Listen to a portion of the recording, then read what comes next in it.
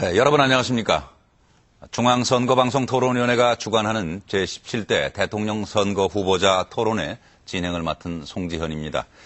오늘 토론회는 대통령 선거 후보자 중 참주인연합 정근모 후보, 경제공화당 허경영 후보, 새시대 참사람연합 전관 후보, 한국사회당 금민 후보 이렇게 네 분의 후보자를 초청해서 국정 현안 전반에 대해 정책과 비전을 중심으로 2시간 동안 전국에 생방송으로 진행해 드리겠습니다.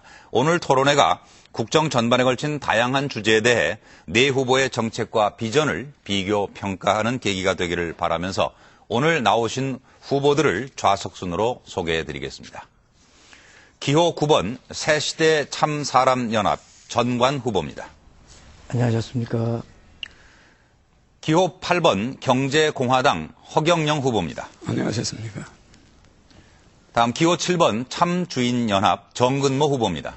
안녕하셨습니까. 기호 10번 한국사회당 금민 후보입니다. 안녕하십니까. 네, 후보자 여러분 안녕하십니까. 후보자의 좌석과 발언 순서는 사전 추첨으로 정해졌고요. 기호 11번 이수성 후보는 위원회 토론에 참석 포기서를 제출하여 불참하였습니다.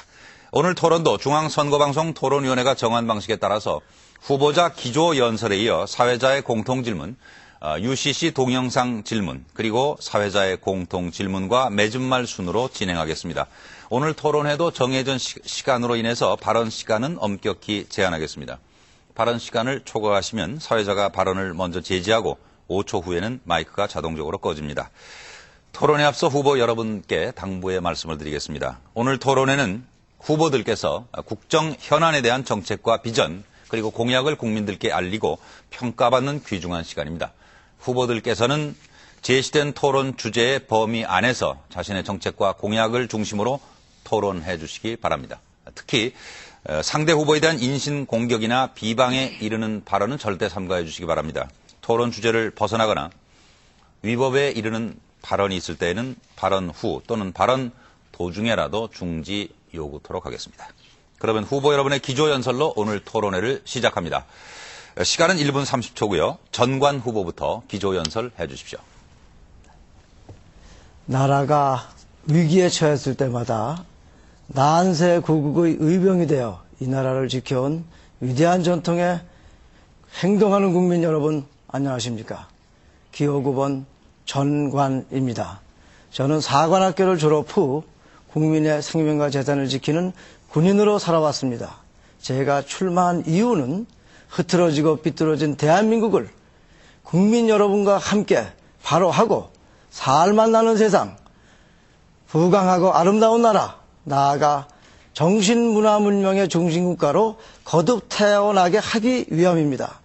중요한 것은 대단한 어느 한 사람이나 거창한 비전이나 계획이 아니라 오직 국민 여러분의 함께 경영, 즉 공개, 공평, 자율, 참여, 책임의 공동주체 공공경영만이 국민 통합과 지속적인 국가 활력을 창출할 수 있는 새 시대를 열 수 있다는 것입니다. 이번 선거에서 이 나라의 주인이신 국민 여러분과 구원투수 9번 전관이 함께 유권자 선거 혁명으로 월드컵 때 광장의 환희와 같은 가슴 벅찬 새 시대를 직접 함께 즐겁게 열어갑시다. 국민 여러분과 함께 할 수 있음에 깊고 깊은 감사와 경의를 표합니다. 네. 감사합니다. 이어서 허경영 후보의 기조연설입니다. 안녕하십니까.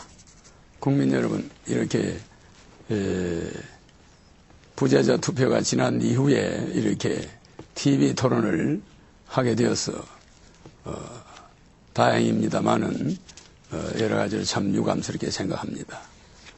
국민 여러분들이 우리 헌법에 보장되어 있는 국민의 5대 권리, 청구권, 평등권, 참정권, 사회권, 자유권과 그 5번째 있는 자유권에서 언론, 출판, 집회, 열사, 종교, 사상, 표현, 양심이라는 8대 자유가 보장되어 있음에도 불구하고 우리 대선 후보들에게 공탁금을 5억씩을 중앙선관위는 받고 실제 부재자 투표가 끝난 이후에 이렇게 출마를 하게 해주셔서 참 이건 문제가 좀 있습니다.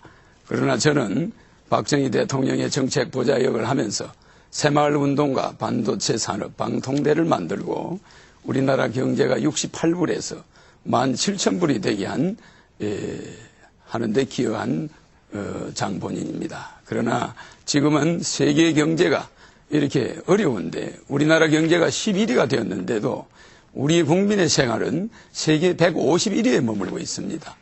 정치인들과 또한 특권층들은 유토피아를 누리고 있지만 국민들은 지옥에서 헤매고 있습니다. 시간이, 예. 다음, 정근모 후보께서 기조연설해 주십시오. 존경하는 국민 여러분, 이렇게 겸손하게 인사드리는 이 자리에 정근모 기호 7번이 나왔습니다. 여러분, 우리나라는 엄청난 잠재력을 갖고 있습니다. 미래를 향해서 정말 초인류 대한민국을 만들 수 있다고 저는 믿고 있고 그것을 희망하는 우리 젊은이들의 추대를 받아서 이 대선에 참여하게 된 것입니다. 그러나 국가 지도력의 부재로 인해서 우리가 위기의 감을 갖고 있는 것은 이제 이 대선을 통해서 좋은 정책들을 보시면서 희망을 갖고 미래를 향해서 우리가 다 함께 약진하기를 바람하지 않습니다. 저는 특별히 이 자리에서 서해 유조선 문제로 걱정하시는 국민 여러분께 이제는 과학을 통해서 이 문제를 해결하고 우리들이 갖고 있는 여러 가지 경제, 안보, 모든 문제에 있어서 우리의 두뇌를 10분 활용하면서 미래를 향해서 한 뜻이 되어서 나아가기를 간절히 바랍니다. 감사합니다. 네, 이어서 기조연설 이제 금민 후보 1분 30초 해주십시오. 국민 여러분, 안녕하십니까? 기호 10번 금민입니다. 이번 대통령 선거 진보의 위기 속에서 치루어지고 있습니다. 지난 10년간 민주개혁 세력도 그리고 민주노동당으로 대표되는 진보 정치가 제 역할을 못했기 때문입니다. 이제 다시 시작하는 5년, 새로운 진보에 눈을 돌리셔야 합니다. 저는 새로운 진보를 대표하여 국민 여러분 앞에 섰습니다. 진보가 원래 무능력하지 않습니다. 진보에겐 고유한 능력이 있습니다. 국민 모두의 경제, 국민 모두에게 좋은 성장을 이룰 능력이 분명히 진보에게 있습니다. 또한 대한민국을 평화국가로 만들고 녹색국가로 만들고 사회국가로 만들고 민주주의를 실현할 능력, 진보에게만 있는 진보의 고유한 능력입니다. 그러나 코리아 연방공화국만 외치는 낡은 진보, 분배만을 얘기하는 낡은 진보는 이미 그러한 능력을 상실했습니다. 저는 국민 모두의 미래를 여는 새로운 진보를 반드시 실천할 것입니다. 감사합니다. 네, 후보의 기조 연설을 잘 들었습니다. 그럼 본격적인 토론에 들어가기 앞서서 오늘 토론회의 의제 선정 과정에 대해서 알려드리겠습니다. 오늘 토론회 의제는 사전에 학계 및 시민단체 등의 다양한 의견을 수렴했고 여론조사를 거쳐 전문위원회의 검토와 중앙선거방송토론위원회 결정을 거쳐 최종적으로 확정됐습니다. 이제 첫 번째 토론을 시작하겠습니다. 토론 주제는 권력구조 개편과 헌법 개정인데요. 이제 봉함되어 있는 질문지 봉투를 개봉해서 후보 여러분께 차례로 질문을 드리도록 하겠습니다. 오늘 네 후보께는 모두 8개의 주제로 나눠서 이제 공통 질문이 준비되어 있습니다. 그러면 첫 번째 질문부터 드리도록 하겠습니다. 답변 시간은 1분 30초입니다. 먼저 권력구조 개편과 헌법 개정, 정치 분야에 관련된 첫 번째 질문입니다. 최근 권력구조 개편과 관련하여 다양한 방안이 제기되고 있습니다. 4년 중임 대통령제, 내각 책임제, 이원 집정부제 등이 그것인데요. 각 후보자께서는 우리나라에 적합한 제도가 무엇이라고 생각하시는지 말씀해 주시기 바랍니다. 답변은 허경영 후보부터 1분 30초간 해 주십시오. 예, 우리나라 권력 구조는 근본적으로 지금 바꿔야 합니다. 헌법 66조의 대통령의 권한은 직무 규정은 대통령은 우리나라 원수로서의 국가의 원수로서의 대법원장과 또한 대법원장과 헌재소장과 국회의장을 임명하는 자리에 있고 또 한편으로는 국가의 수반으로서 국무총리와 장관과 각 공기업의 사장을 임명하는 자리에 있습니다. 그런데 이런 국가의 원수 기능과 수반 기능을 동시에 가지고 있는 대통령은 정당에 소속되면은 헌재와 대법원의 모든 판결이 공정성을 잃습니다. 그렇기 때문에 우리나라는 앞으로 선진국으로 가려면은 정당 제도를 완전히 없애야 됩니다. 한나라당 하면 경상도, 민주당 하면 전라도, 대통합당 하면 전라도, 이러한 등식을 가지고 국민을 나누고 선거 때만 되면 공적 자금을 낭비하고 국세를 낭비하고 이러한 정치 제도를 가지고 국회의원들은 파당을 지어서 국회에서 싸우고 이런 걸 어린이들에게 보여주는 정치 제도는 세계에서 이제 우리나라부터 없애야 됩니다. 그래서 정당 제도를 폐지해야지 무슨 내각제다, 무슨 5년 중입니다, 4년 연임이다 이따구 정치 제도 가지고는 대한민국은 바꿀 수가 없습니다. 네. 그렇기 때문에 나는 시간이 다 됐습니다. 정당 제도 폐지를 네. 주장하는 바입니다. 다음 정근모 후보 답변해 주십시오. 우리 헌법에는 상권 분립이 명시되어 있고 대통령 중심제지만은 또한 책임 총리제도 활용할 수 있게 되어 있습니다. 저는 대통령은 국방과 외교를 총괄하고 장기적인 교육과 과학에 대한 계획을 세우는 일에 중점을 두고서 일을 하고 책임 총리제는 우리 국회에서 다수를 점하는 그러한 그룹에서 임명을 해서 우리가 내정과 또한 경제 문제에 대해서 책임 있는 행정을 할 수 있게 하면은 우리가 원활한 그러한 국정을 할 수 있다고 생각을 합니다. 앞으로 이러한 문제뿐만 아니라 더 명시하고 또한 우리의 그 여권을 신장시키고 우리의 그 앞으로의 인권을 확실히 하고 환경 문제를 명시하는 개헌은 필요할 것입니다. 그러나 개헌은 국민의 뜻을 모아서 충분한 토의를 한 다음에 이루어지기를 바랍니다. 네, 감사합니다. 이제 금민 후보 생각은 어떠신지 답변해 주십시오. 예, 국민적인 동의가 있다면 내각제도 가능한 일이라고 생각합니다. 그러나 현재의 대통령제 어떻게 고칠까? 여기에서 단임이냐 중임이냐 아니면 임기가 얼마냐 이것은 부차적인 문제라고 생각합니다. 저는 반드시 결선 투표제를 도입해야 된다고 생각합니다. 1차 투표에서 후보가 난립되더라도 정치적인 가치의 다양성이 보장됩니다. 그리고 2차 투표에서 지금처럼 파행적인 단일화 협상 대신에 다수자의 정치적인 대표성이 보장됩니다. 당선자가 과반수를 넘게 돼 있습니다. 반드시 결선 투표제를 도입해야 된다고 생각합니다. 또한 헌법 개정 논의 단순히 통치구조상의 문제만이 아닙니다. 대한민국 헌법 이제 20년이 되었습니다.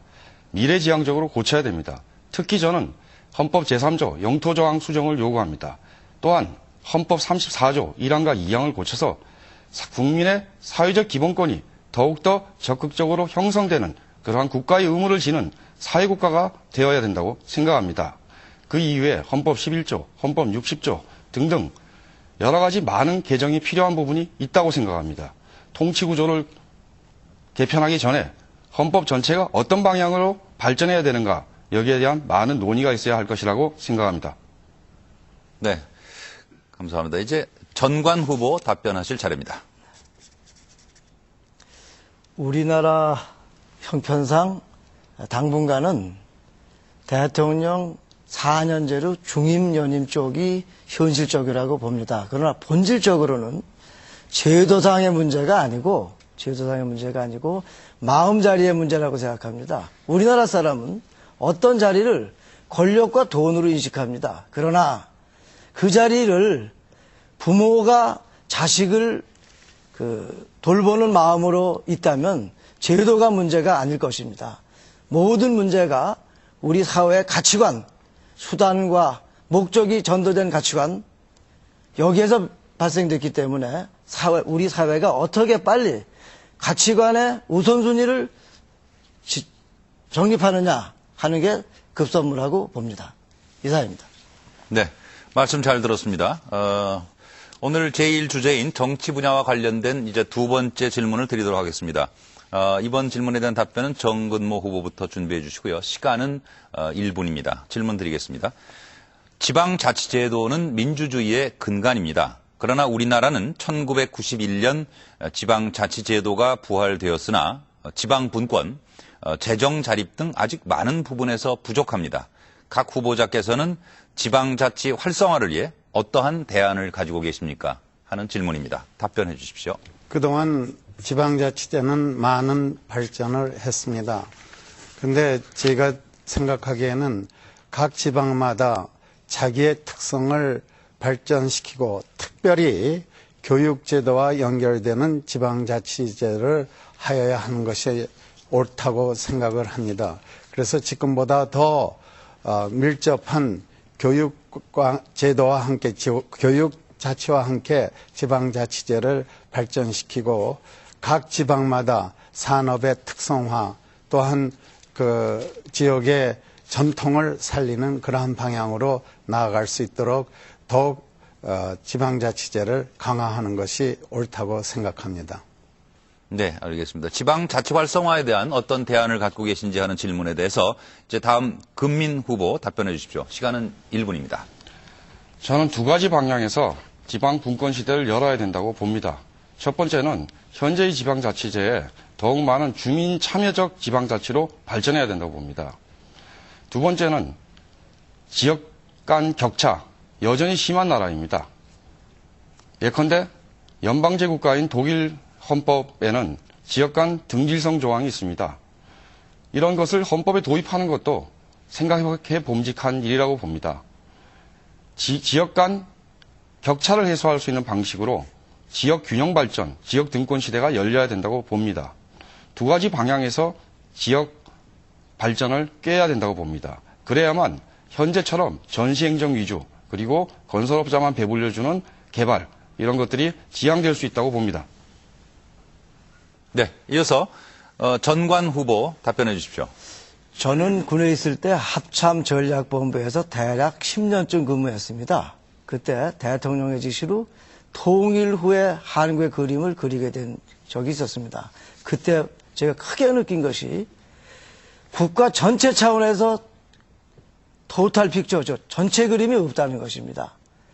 전체 그림과 시간적으로 5년, 10년, 100년을 내다본 그림을 그리고 국가를 하나의 생명체로 보고 거기에 따라서 지역의 특성 있게 해야만 국가적인 낭비가 적은데 그것이 없는 것이 가장 큰 문제로 봅니다. 그래서 저는 이번에 당선자가 되면 국가기획부, 지금 안전기획부 그런 게 아니고 국가 차원에서 전체를 또 공간적으로 시간적으로 전체를 보고 하는 것을 우선적으로 할 생각입니다. 이상입니다. 네, 지방자치 활성화 대안에 대한 질문인데요. 이제 끝으로 허경영 후보 답변해 주십시오. 시간은 1분입니다. 저는 지자체 단체장 선거는 반드시 예산 낭비를 막기 위해서 폐지해야 합니다. 한나라당 사람이 서울시장이면 그것을 예산을 감시하는 시의원이 전부 서울 한나라당입니다. 부산 가면은 또 한나라당이 시장이면 그것을 감시하는 자가 그 사람의 수하에 있는 전부 그 한나라당 의원입니다. 호남에 가면 또 마찬가지입니다. 그래서 지자체 단체장 선거는 대통령이 반드시 임명하고 그 예산은 각 지자체 의원들이 감시해야 합니다. 그래서 지자체 단체장 선거는 폐지하며 지자체 의원의 보수는 폐지해야 합니다. 그 보수를 전략하면은 한 사람당 7천만 원씩 4천여 명의 보수를 전략하고 국회의원을 100명으로 줄이고 무보수로 해야만 국가 예산이 15조 원 정도 전략됩니다. 그뿐이 아닙니다. 소각장 하나를 예를 들면 서울 시내 전체 소각장은 폐지해야 합니다. 대도시 주민이 많은 곳에 수도권에 소각장을 만들어 놓고 네, 시간이 지나고 있습니다. 지자체끼리 그걸 싸우고 있는데 예, 저는 변두리로 반드시 바꿀 것입니다. 네, 두 번째 토론 주제로 넘어가겠습니다. 두 번째 여러분께서 이제 답변하실 토론 주제는 북핵 문제 해결을 위한 대북 정책입니다. 이와 관련해서 두 개의 질문이 준비되어 있는데요. 통일 안보 분야 관련 첫 번째 질문을 드리고 이 답변은 금민 후보부터 준비를 해주시기 바랍니다. 시간은 1분 30초고요. 질문 드리겠습니다. 남북 경제협력과 문화교류 등 이 북한과의 교류가 빈번해지면서 통일에 대한 국민의 기대가 높아지고 있습니다. 그러나 한편으로는 북한 핵 문제 또 대량 살상 무기 개발 및 수출 등을 언급하면서 긴장감을 늦추지 말아야 한다는 주장도 있습니다. 이러한 상황에서 각 후보들이 생각하는 북핵 문제 해결을 위한 방안을 말씀해 주시기 바랍니다. 답변은 금민 후보부터 해 주십시오. 1분 30초입니다. 예, 이 시대가 적어도 전환의 시대인 것은 분명하다고 봅니다. 53년 정전협정 체제에서 평화협정 체제로 전환되고 있습니다. 여기에서 통일에 대한 시급한 통일론, 이거 역시 문제가 있다고 봅니다. 일단 중요한 것은 평화체제를 정착시키는 것입니다. 평화체제는 한반도 통일에 대한 과도기가 아니라 그 자체로 독자적인 의미를 가지고 있다고 봅니다. 북한 핵을 폐기하게 된 것, 불능화 국면, 저는 비핵 평화주의자로 매우 안도스럽게 생각합니다. 그러나 북한 핵 폐기 과정, 이 전체는 그 자체로서만 끝날 때, 즉 북한 핵만 없어지고 한반도와 동북아의 평화협정 체제가 수립되지 않을 때 반쪽짜리 해결이라고 봅니다. 완전한 해결은 한반도의 평화협정이 수립되는 것입니다. 일단 먼저 종전선언이 있어야 됩니다. 그리고 그것은 평화협정으로 가는 첫 발걸음이 되어야 합니다. 평화협정, 여기에 지역 6개 국가가 참여해야 됩니다. 또한 유엔의 보증이 있어야 됩니다. 그런 방식으로 동북아에 있어서 다자간 공동 안보 틀이 형성될 수 있다는 것입니다.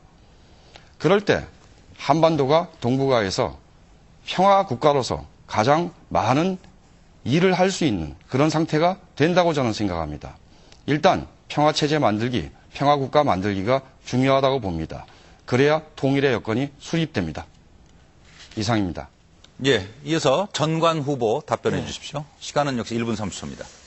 저는 북한의 영양실조 걸린 아이들을 보면 가슴이 아픕니다. 그 사람들이 앞으로 30년, 50년까지도 우리들이 책임져야 될 겁니다. 중국이 북한을 위성국가화하는 것도 심각한 문제입니다.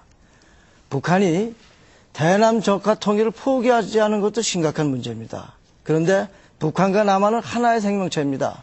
하나의 생명체로 큰 그림을 그려놓고 안보 사항을 저해하지 않는 범위 내에서 적극적인 협력을 해야 될 것입니다.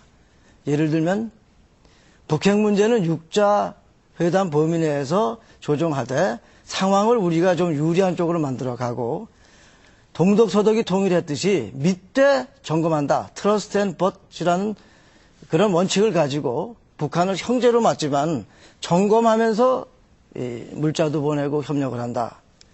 또 중요한 것은 담당자들이 정권을 장악한 자들이 기간 내에 업적을 세우려고 초조하지 말고 인내하고 기다리면서 해야 된다고 봅니다. 지금 남북 문제가 잘못된 것의 상당 부분은 자기 임무 기간 내에 어떤 업적을 내려고 한 데서 발생한 것입니다. 남북은 하나의 생명체입니다. 그러나 우리가 막을 걸 막고 줄 건 주는 확실한 원칙과 과정과 이런 것이 다 국민의 협의를 거쳐서 진행되면 문제가 없으리라고 봅니다. 네. 이상입니다. 북핵 문제 해결 방안에 관한 질문입니다. 이제 허경련 후보가 답변해 주십시오. 예, 저는 남북의 항구적인 평화를 위해서 미국에 있는 유엔 본부를 판문점으로 옮겨보자 합니다. 저는 미국의 부시 대통령이 2001년도 저를 초청해서 한국의 3,000명의 정치인 중에 저 혼자만이 가서 부시 대통령을 만났었습니다. 만나서 미국이 요구하는 CVID, 컴플리티 아주 완벽하게 베리파이버리 검증이 가능하게 일리버저버리 되돌릴 수 없게 디스멘틀 폐기하라. 이 CVID를 북한에 제시했습니다. 그런데 북한은 이것을 느슨하게 FVID 풀리 충분히 그 다음에 충분히로 바꿔버렸습니다. 그러니까 핵발전소는 그대로 두겠다. 일부 좀 유보해달라. 이런 식으로 하고 있습니다. 그러나 저는 유엔 본부를 판문점에 갖다 놓으면 굳이 핵 문제를 가지고 우리가 북한과 대처할 필요도 없고 그 문제는 미국과 함께 순조롭게 해결될 걸로 봅니다. 중국이 앞으로 페레스트리카가 되어가면서 중국이 민주공화국이 다섯 개로 생기면서 중국이 공산주의에서 해방될 날이 멀지 않았습니다. 그렇기 때문에 우리는 몽고와 통일을 하면서 저는 대통령이 되면은 남북 문제를 지금의 대통령들이 하고 있는 것을 지속하면서도 앞으로 남북 문제를 다자간 안보 체제로 미국, 중국, 미국, 러시아, 일본과 공동체로서 북한을 대응하면서 경제 협력을 계속하면서 시간이 됐습니다. 북한의 핵 문제를 해결해 나갈 것입니다. 다음 정근모 후보께서는 북핵 문제 해결 방안으로 어떤 걸 생각하고 계신지 1분 30초간 답변해 주십시오. 저는 핵 전문가로서 또한 우리나라의 원자력 대사로서 북한 핵 문제를 쭉 봐왔습니다.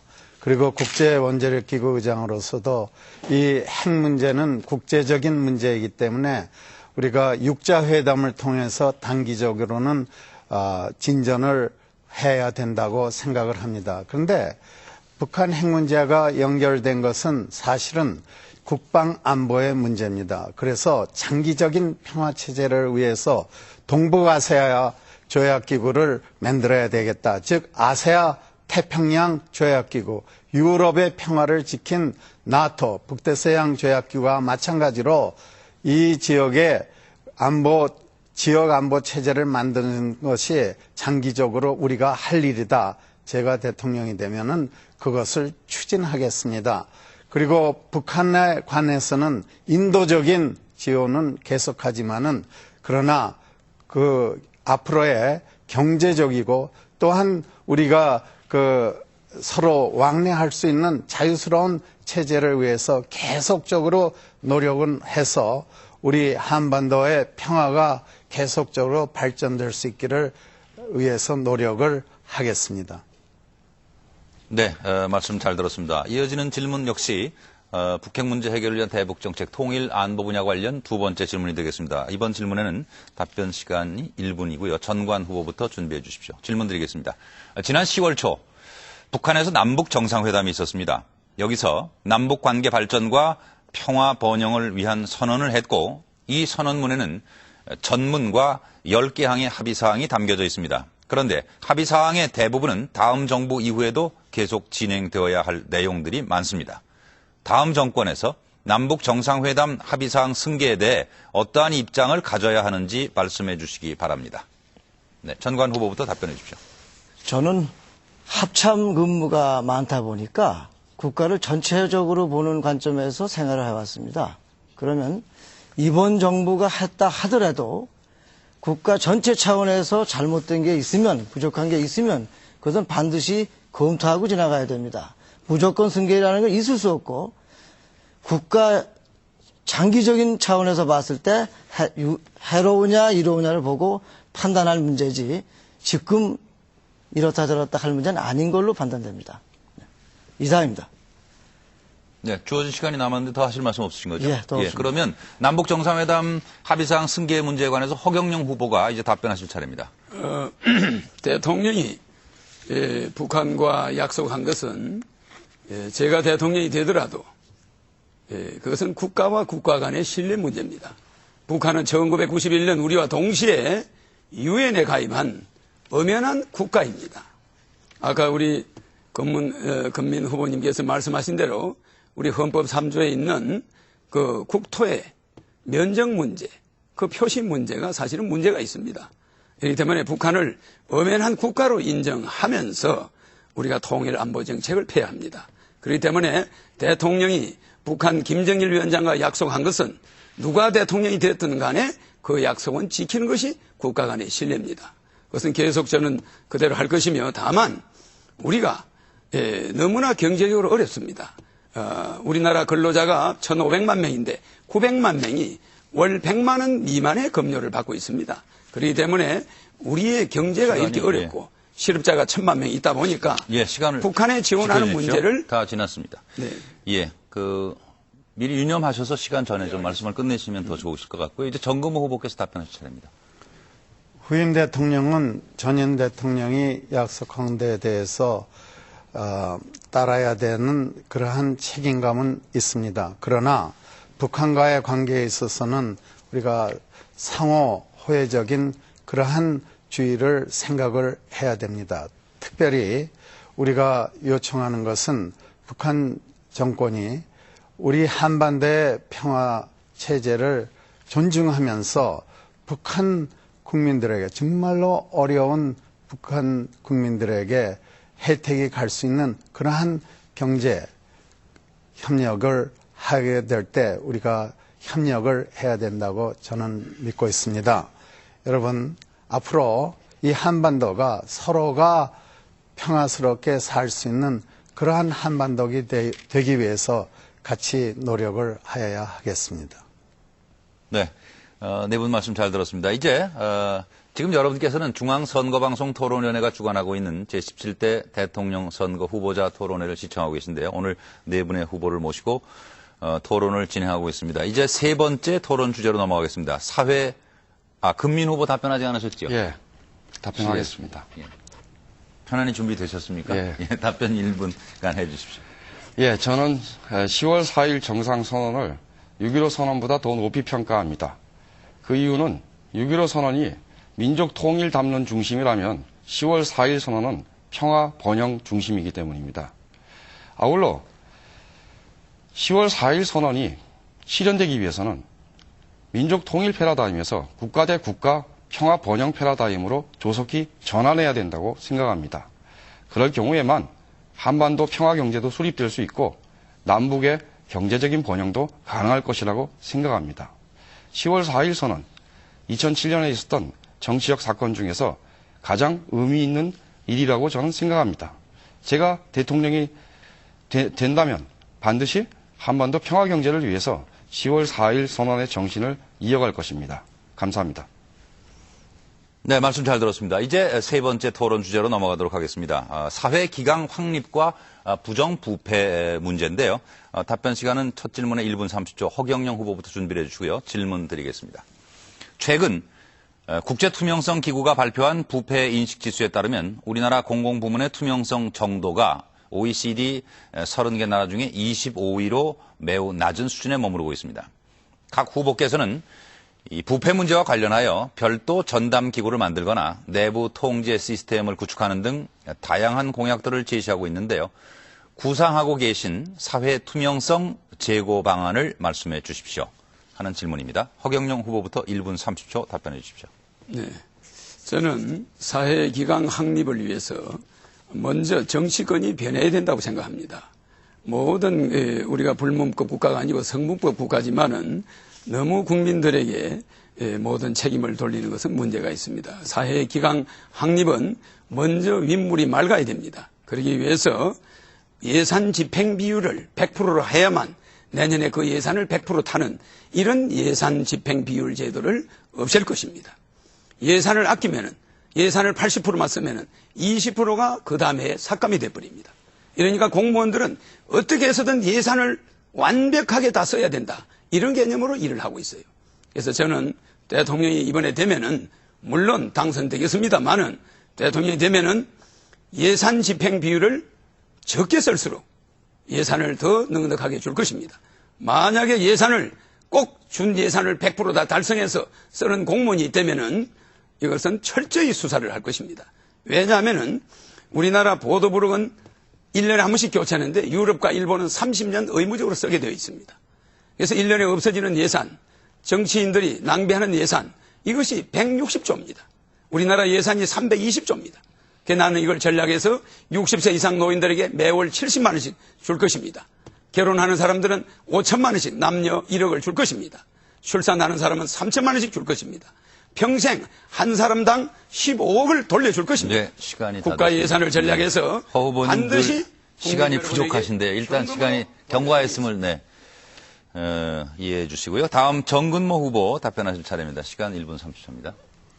지금 우리나라의 부패 지수가 그렇게 떨어져 있는 것은 참 걱정이 됩니다.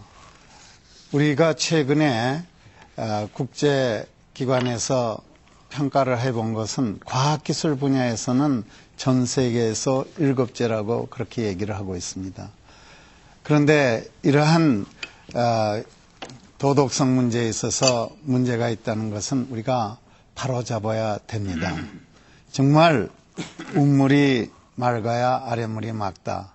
저는 앞으로 대통령 및 장관 또는 차관급까지 혹시나 재직 시에 잘못된 그러한 범법 행위가 있으면은 공소시효를 무시하고도 끝까지 책임을 지는 그러한 공무원들의 자세를 만드는 일을 해야 될 거라 이렇게 생각을 합니다. 그래야 우리 국가 지도자부터 깨끗한 것이 중요하고 또한 앞으로도 책임을 지는 그러한 행정을 피게 될 것입니다.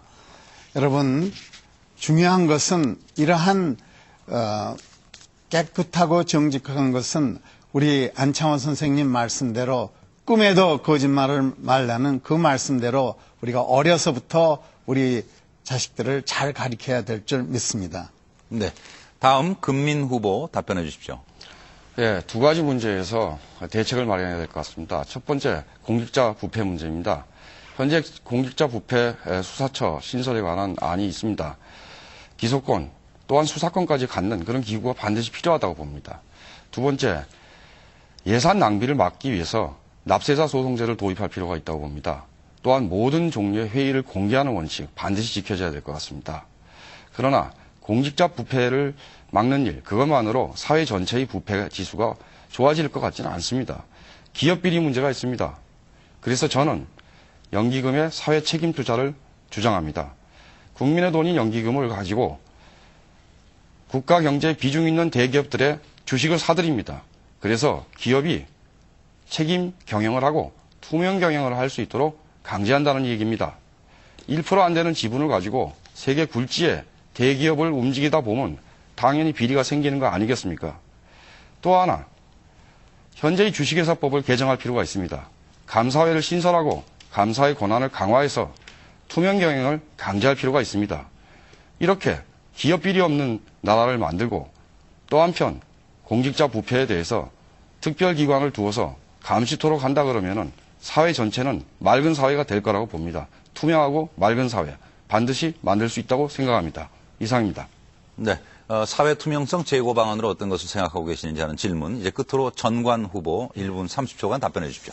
저는 사회기강을 확립하면 그 문제도 동시에 같이 해결될 걸로 봐서 우선 단기적으로 우선 척결해야 될 범죄를 네 가지를 봤습니다. 하나는 가정파괴범, 또 하나는 조폭과 마약, 또 하나는 간접살인, 소위해서 유해식품이나 공해 배출하는 거, 가장 중요한 것이 공직자의 부패와 거짓말입니다.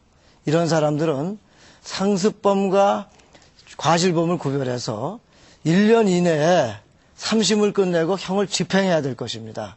우선 죄를 지면 이런 범위에 드는 사람들은 바로 처벌받는 것이 우선 가시화돼야 되고 그와 동시에 해야 될 것이 가장 심각한 문제인데 대한민국은 부유층은 있어도 상류층이 없습니다.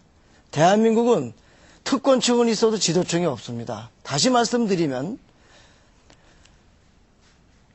그 서양의 상류층은 전쟁이 나면 우리는 가장 위험한 곳에 갈 수 있는 특권이 있다고 표현을 합니다. 근데 대한민국은 지난번에 서울을 불바다 만든다고 그랬을 때 김포공항에서 비행기 타고 떠날 수 있도록 준비된 여권, 비자, 비행기 표를 사는 사람이 80만 명이었습니다. 이게 있는 한 어떠한 것도 되질 않습니다. 그래서 두 가지가 동시에 이루어지면은 자연적으로 맑아지리라 봅니다. 시간이 다 됐고요. 말씀 잘 들었습니다. 이제 다음 질문으로 이어가겠습니다. 이번 질문에 대한 답변 시간은 1분이고요. 정근모 후보부터 준비해 주십시오. 역시 사회기강 확립과 부정부패, 사회 분야와 관련된 두 번째 질문을 드리겠습니다. 사회 지도층은 일반 국민들보다 한층 높은 수준의 청렴성이 요구됩니다.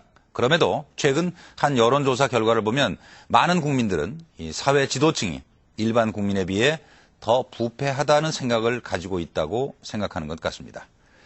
정경유착, 고위직 공무원의 부패 등 사회 지도층의 부정부패는 우리 사회 전반에 커다란 영향을 주는데요. 각 후보자들께서는 사회 지도층의 부정부패를 일소할 수 있는 방안에 대하여 말씀해 주십시오.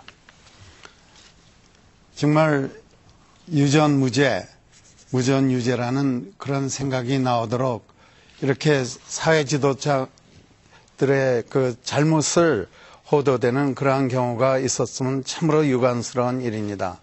따라서 앞으로는 우리나라에 일어나는 그러한 부정부패에 대해서는 완전히 척결될 수 있도록 우리가 똑같은 그러한 척도 밑에서 우리가 판단을 하도록 그러한 그 법치주의가 들어와야 될 것입니다. 또한 사회 지도자들은 앞으로 다른 어떠한 분들보다도 사회에 그 모범을 보여야 된다는 생각, 그리고 열심히 일해서 그것을 우리 국민들에게 보여주는 그러한 의무가 있다는 것을 명심해야 될 것입니다. 네, 사회 지도층의 부정부패 일소 방안, 다음 금민 후보의 답변 듣겠습니다. 예, 지도층의 도덕감에 호소하는 통제보다는 역시 법과 제도로 해결해야 된다고 봅니다. 아까 말씀드렸듯이 저는 연기금의 사회 책임 투자를 주장합니다. 사회 책임 투자, 이것은 단순한 수익성 투자가 아니라 노동, 환경, 기타 여러 가지 사회의 중요한 부분에 대해 연기금을 투자하자는 겁니다. 예컨대 거대 기업의 주식을 사들입니다. 그리고 경영에 참가합니다. 경영에 참가하지 않더라도 기업 경영을 투명하게 만들 수 있습니다. 그런 방식으로 정경유착의 고리를 끊어야 된다는 겁니다. 주식회사법 개정도 마찬가지 취지에서 나온 발상입니다. 정경유착의 고리를 끊기 위해서는 반드시 기업 비리에 대한 대비책부터 세워야 된다는 것입니다. 또한 이것은 단순히 비리를 바로잡는 문제만이 아닙니다. 국민 경제 전체를 누가 결정할 것인가, 어떻게 운영할 것인가, 그 문제에 대해서 바른 대답이라고 저는 생각합니다. 다음 네, 전관 후보 답변하실 차례입니다. 시간 1분입니다.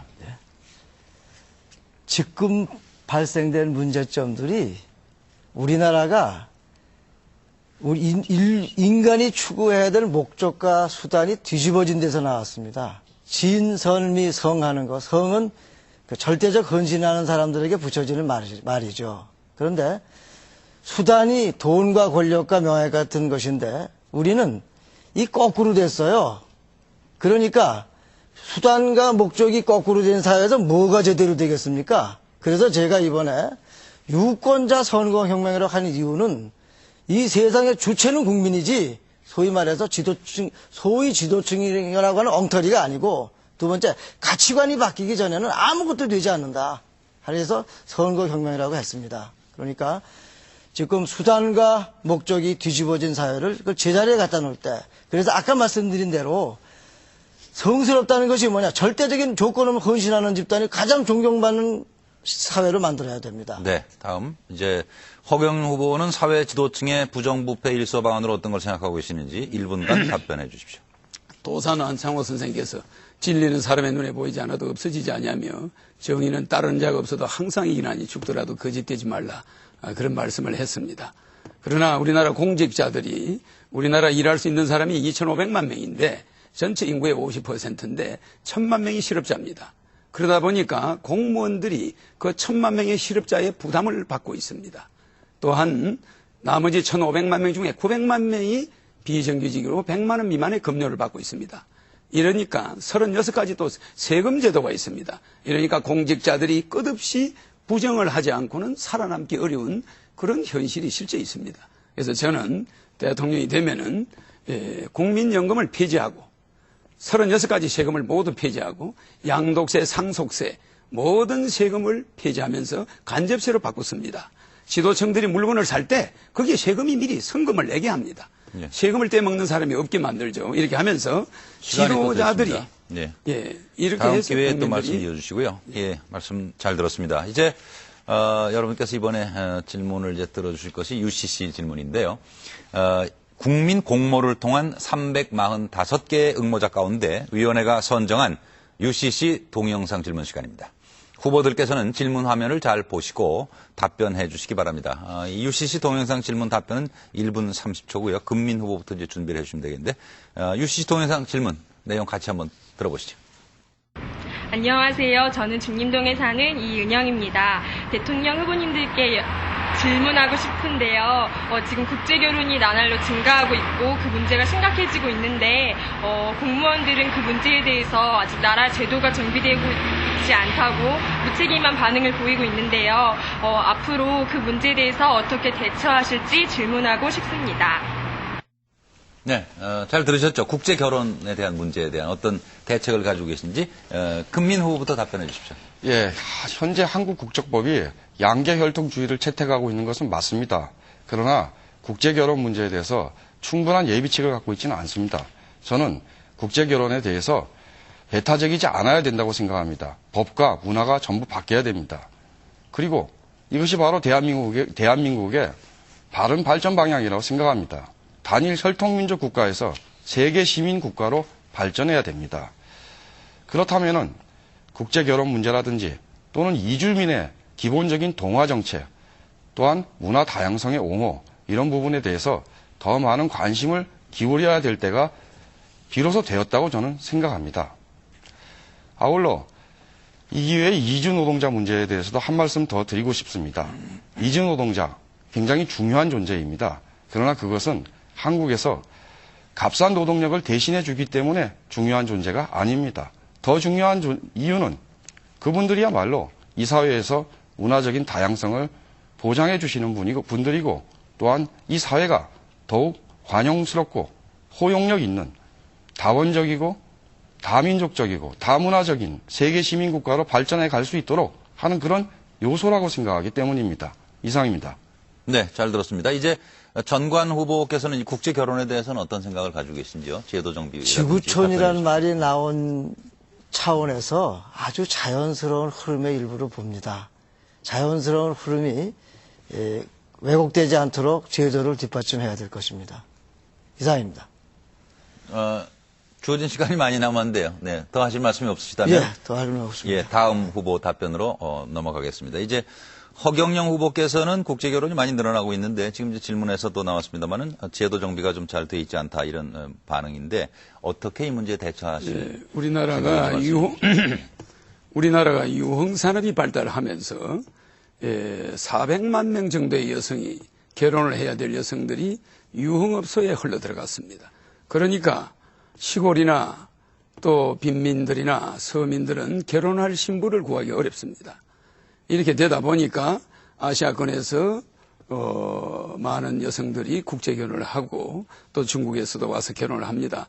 그 현실을 우리는 외면할 수가 없습니다. 우리는 백인 민족이고 단일 민족이지만은 시대가 그렇게 흘러가고 있기 때문에 제가 대통령이 되어서 이 제도를 바꾸기 전까지는 우리는 문호를 개방해서 국제 결혼을 인정해야 합니다. 성을 쌓는 자는 반드시 그 성 때문에 망합니다. 징기스칸은 성을 쌓지 않았지만 진시 황제는 성을 쌓다가 곧바로 망해버렸습니다. 우리는 글로벌 시대를 대비해서 양계 혈통주의를 인정해야 하고 글로벌로서 FTA나 모든 우리 전 세계가 하나의 지구촌 가족이라는 것을 명심하고 자기 이기주의, 너무 국수주의를 지향해야 됩니다.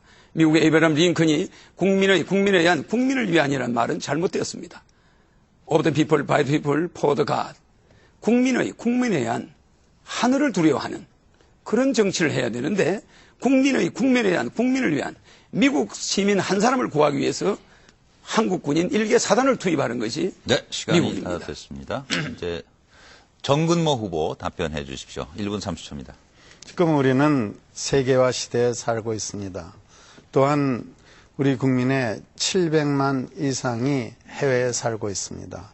앞으로 우리 해외에 나가는 국민의 수는 거의 배가 될 수 있는 그러한 입장입니다. 따라서 이 세계화 시대에 있어서 외국 사람들이 우리나라에 들어와서 또한 이러한 융합된 문화 속에서 살게 되는 것은 자연적인 경향이고 우리가 그것을 인정해야 된다고 생각합니다. 따라서 미비한 법령은 우리가 완비시키면서 자연스럽게 세계화 그러한 국가로서 발전되는 것을 우리가 추진해야 될 것입니다. 이와 관련해서 제가 말씀드리는 것은 이제 앞으로 우리 전문가들이 해외에 나가서 많이 일을 해야 되기 때문에 우리도 복수 국적제를 활용해서 앞으로 마음도 열고 우리의 활동 무대도 열어가는 그러한 생각을 해야 될 걸로 정책을 기조를 잡아야 될 걸로 생각합니다. 감사합니다. 네, 말씀 잘 들었습니다. 지금 여러분께서는 중앙선거방송 토론위원회가 주관하고 있는 제17대 대통령 후보자 토론회를 시청하고 계십니다. 이제 네 번째 토론 주제로 넘어가겠는데요. 아마 많은 시청자들 또 온 국민이 사실 제일 관심이 크신 문제일 거예요. 지금 이 교육 개혁과 사교육비 절감에 관한 문제를 두 가지 질문을 드리고 답변을 듣도록 하겠습니다. 첫 번째 답변은 전관 후보부터 준비해 주시고요. 첫 질문에 대한 답변은 1분 30초가 주어집니다. 질문 드리겠습니다. 얼마 전 뉴스 보도에서 우리나라 사교육비가 OECD 회원국 가운데 최고 수준인 것으로 나타났습니다. 우리나라 사교육비가 GDP에서 차지하는 비율이 2.9%로 OECD 국가 중 1위이며 OECD 평균에는 무려 4배에 이른다고 합니다. 각 후보들은 이 사교육비를 어떻게 하면 줄일 수 있다고 생각을 하시는지 말씀해 주십시오. 전관 후보부터 시작해 주시죠. 예. 저희가 교육 문제를 단순히 교육만 가지고 따졌을 때 해결이 안 되죠. 아까 말씀드린 대로 우리 사회가 추구하는 가치관의 문제부터 다뤄야 되는 게 근본적입니다. 그러나 당장 바꿀 수 없으니까 임시 방편으로 당분간은 삼불 제도를 유지한 채로 대학에게 자율권을 많이 줘야 될 것입니다. 예를 들면 대학의 입시는 자유롭게 하지만 졸업은 수준을 갖춘 사람만 내보내는 쪽으로 해야 될 것이고, 공교육을 강화해야 되는데 특히 공교육을 초등학교, 중학교를 강화해야 됩니다. 그럼 공교육 강화의 핵심은 교사인데 초등학교 교사가 대학교 교수 수준의 사회적인 대우를 받을 수 있을 만한 조치를 해야 됩니다. 어떤 의미로는 초등학교 교육이 대학 교육보다 더욱 중요합니다. 그렇게 해서 숫자나 지식을 가르치기보다도 초등학교에는 더불어 사는 걸 가르쳐서 거기서부터 기본이 갖추어진 다음에 더불어 사는 걸 한다면 뭐가 달라질 것입니다. 좀 추상적으로 말씀드렸습니다만은, 그러면은 누구나 다 대학에 들어가야 된다는 것도 좀 달라질 것이고, 또 하나는 사교육비가 들어가는 학원들도 양성화해서 사교육비의 그 학원비를 합리적으로 책정해야 될 것입니다. 그것은 네, 알겠습니다. 허경영 후보 답변해 주십시오. 1분 30초입니다. 우리는 경제는 세계 11인데 실제 사교육 경제는 세계 11인데 교육은 세계 100입니다. 100위권에 머물고 있습니다. 그래서 저는 대통령이 되면은 기호 8번 허경영 후보인 저는 고등학교 3년 동안의 시험을 대학에 전공해야 될 과목 한 과목만 시험을 보고 나머지 과목은 교회 한 과목으로 시험을 보지 않습니다. 그러니까 사교육비는 1전도 들어가지 않습니다. 수능 시험을 폐지합니다. 아인슈타인이 우리나라에 오면은 서울대학에 들어갈 수가 없습니다. 물리학 배우로. 수능 시험에서 낙방합니다. 우리는 천재를 기르는 것이 아니라 천재를 바보로 만드는 교육을 하고 있습니다. 중국은 17,000불입니다. 1,700불입니다. GNP가. 우리는 그 10배 17,000불입니다. 근데 중국의 칭화대학은 세계 10위권에 들어갑니다. 우리 서울대학은 세계 100위권입니다. 저는 내신제를 폐지하고 등록금을 폐지해서 국가가 지원하며 고등학교 전체가 대학 들어갈 때 한 과목, 예를 들어서 영문과를 들어가려면 영어 단어나 수거나 독해나 토플이나 모든 영어에 관한 10가지를 고등학교 동안에 철저히 공부를 해서 대학에 시험 쳐야지. 영문과 갈래가 음악 100점, 미술 100점, 수학 100점. 이거 말입니다. 국가 예산도 낭비고 가정들이 전부 파탄이 일어났습니다. 이런 교육 제도를 가지고는 우리나라가 절대 희망이 없습니다. 후보님들 시간이 부족하시네요. 아니요, 시간이 인색하다. 아니, 중요한 이야기입니다. 이 앞에 지금 진행 시간을 표시하는 디지털 시계가 준비되어 있어서 보시고 참고해 주시기 바랍니다. 네, 시간은 모든 후보에게 공정하게 지금 드리고 있고요. 이제 정근모 후보 1분 30초간 답변해 주십시오. 우리가 지금 진행하고 있는 입시 위주의 교육은 참교육이 아닙니다. 우리가 초, 중, 등 교육에서 참교육을 실행해가지고 고등학교를 졸업 맡으면은 우리 사회의 생활인이 될 수 있는 그러한 기능을 가져야 됩니다. 또한 대학을 가면은 요즘은 석사 과정까지 하면은 우리가 세계에서 인정받는 전문인의 능력을 갖게 하는 것이 교육의 핵심이 됩니다. 그래서 제가 주장하는 것은 영아교육부터 초중등 교육까지를 우리가 2년을 단축해서 10년 초중등 고등학교를 마치면은 생활인이 되게 하고, 그리고서 수능 시험은 하나의 수학 능력 시험이니까 고2 때 보게 하고, 대학을 갈 때는 자기의 적성에 맞고 자기의 꿈에 맞는 입학 전형 제도를 넣으면은 우리가 13조 원의 시험을 보기 위한 사교육비를 우리가 절감할 수가 있습니다. 실질적인 교육을 할 수 있는 것입니다. 그래서 앞으로는 우리가 대학은 전문 교육, 중고등학교는 우리가 생활인을 만드는 교육, 그리고 입시 위주는 하지 말고 고3 때는 자기의 앞으로의 진학에 대한 또는 사회에 나간 그러한 준비를 하는 그러한 해를 가져야 될 것입니다. 네. 역시 교육 문제라서 사실 말씀들이 많으신 것 같아요. 다음 이제 금민 후보 1분 30초간 답변해 주시기 바랍니다. 예. 한국의 대학 교육 질과 수준이 굉장히 낮습니다. 그럼에도 불구하고 대학에 가기 위해서 33조나 되는 사교육비 낭비가 일어납니다. 저는 대학 평준화가 답이라고 봅니다. 대학이 평준화된다면 33조의 낭비가 일어나지 않습니다. 이 돈으로 대학 교육을 정상화하고 대학 교육의 경쟁력을 높여야 된다고 봅니다. 한국 대학, 전 세계에서 유례 없이 서열화된 체제입니다.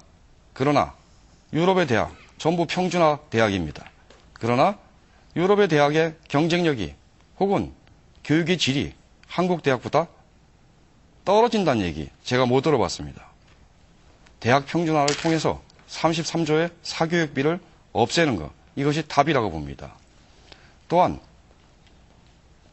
제가 말씀드린 대학 평준화는 결코 학력 평준화나 하향 평준화나 학생들을 평준화하겠다는 얘기가 아니라는 점을 말씀드리고 싶습니다.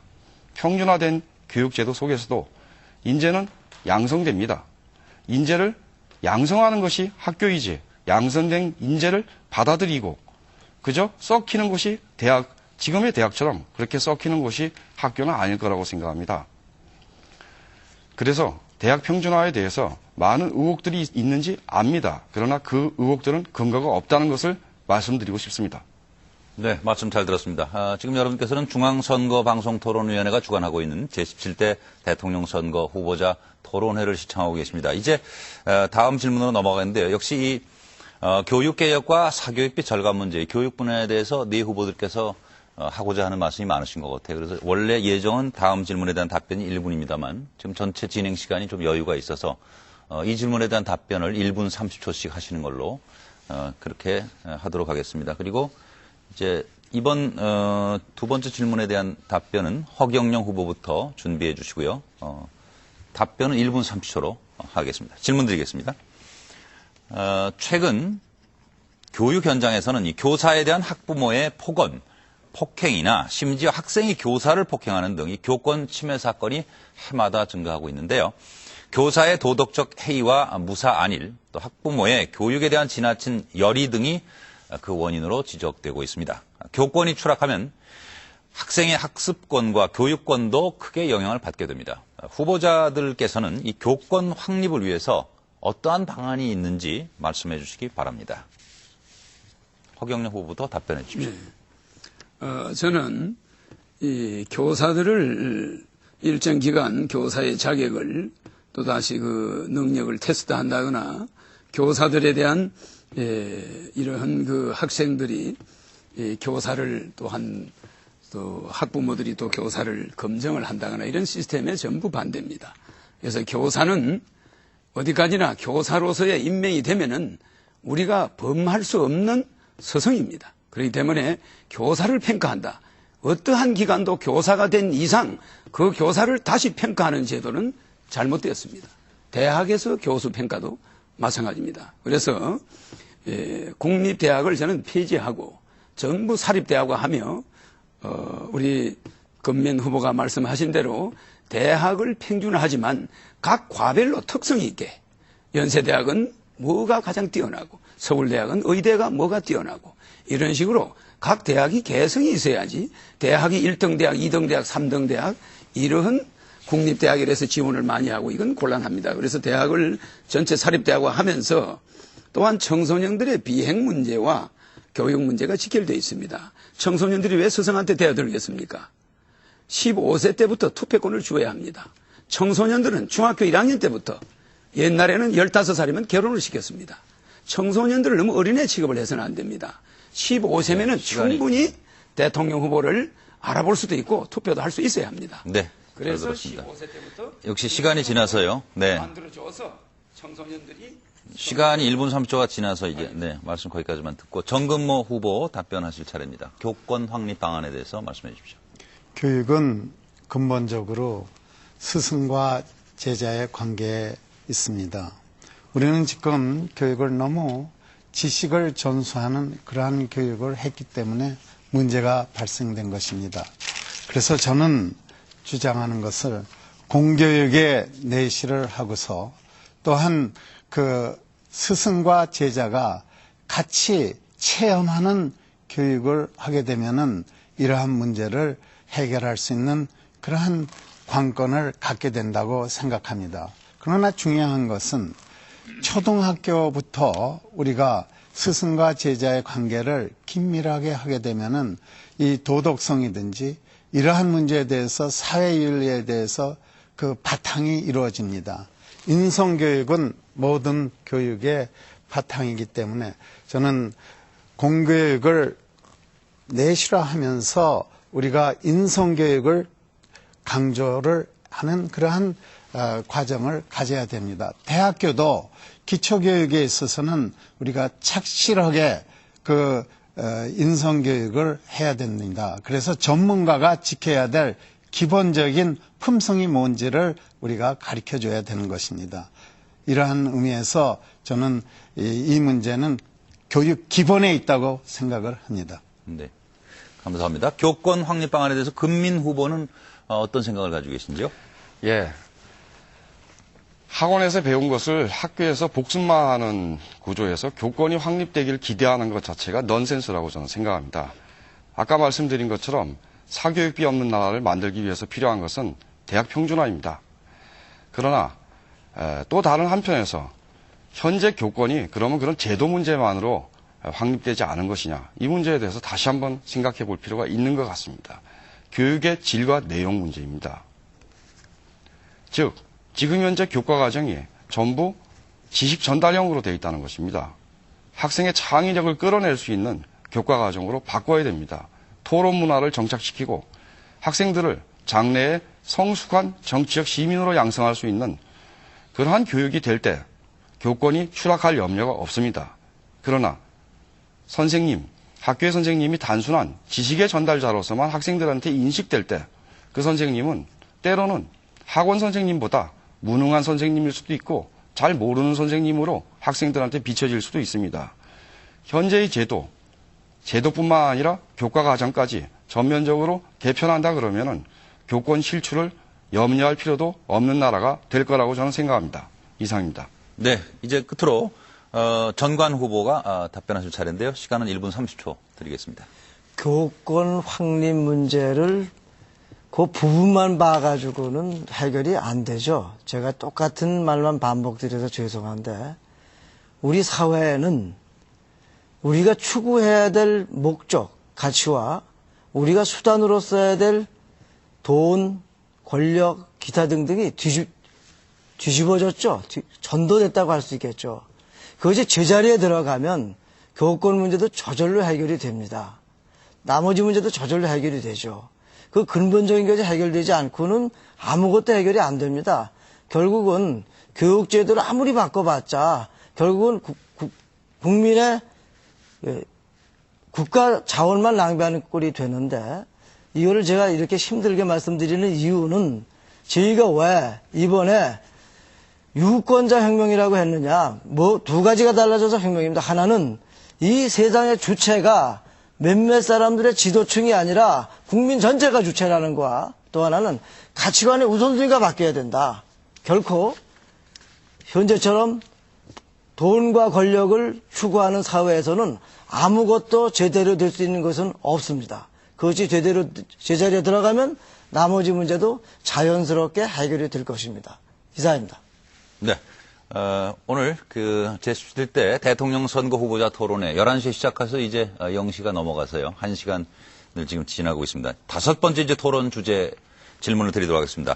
경제 활성화를 위한 현실적 대안인데요. 특히 첫 질문은 지금 이 시각에도 잠 못 이루는 많은 젊은이들이 아마 큰 관심을 갖고 있을 질문인데 후보들께서 어떤 답을 해 주실지 궁금합니다. 첫 번째 질문, 답변은 정근모 후보부터 준비해 주시고요. 시간은 1분 30초입니다. 경제 활성화를 위한 현실적 대안 첫 질문입니다. 최근 젊은이들 사이에 유행하는 말 중에 88만 원 세대라는 말이 있습니다. 아마 잘들 아실 겁니다. 이는 20대 비정규직의 낮은 임금과 젊은이들의 필수품인 이 휴대폰 가격이 비슷하다고 한 데서 만들어진 말인데요. 젊은 층의 안정적인 일자리가 절실한 실정입니다. 각 후보들이 생각하시는 일자리 창출 방안을 지금부터 말씀해 주시기 바랍니다. 정 후보님. 일자리는 중소기업에서 88%를 창출합니다.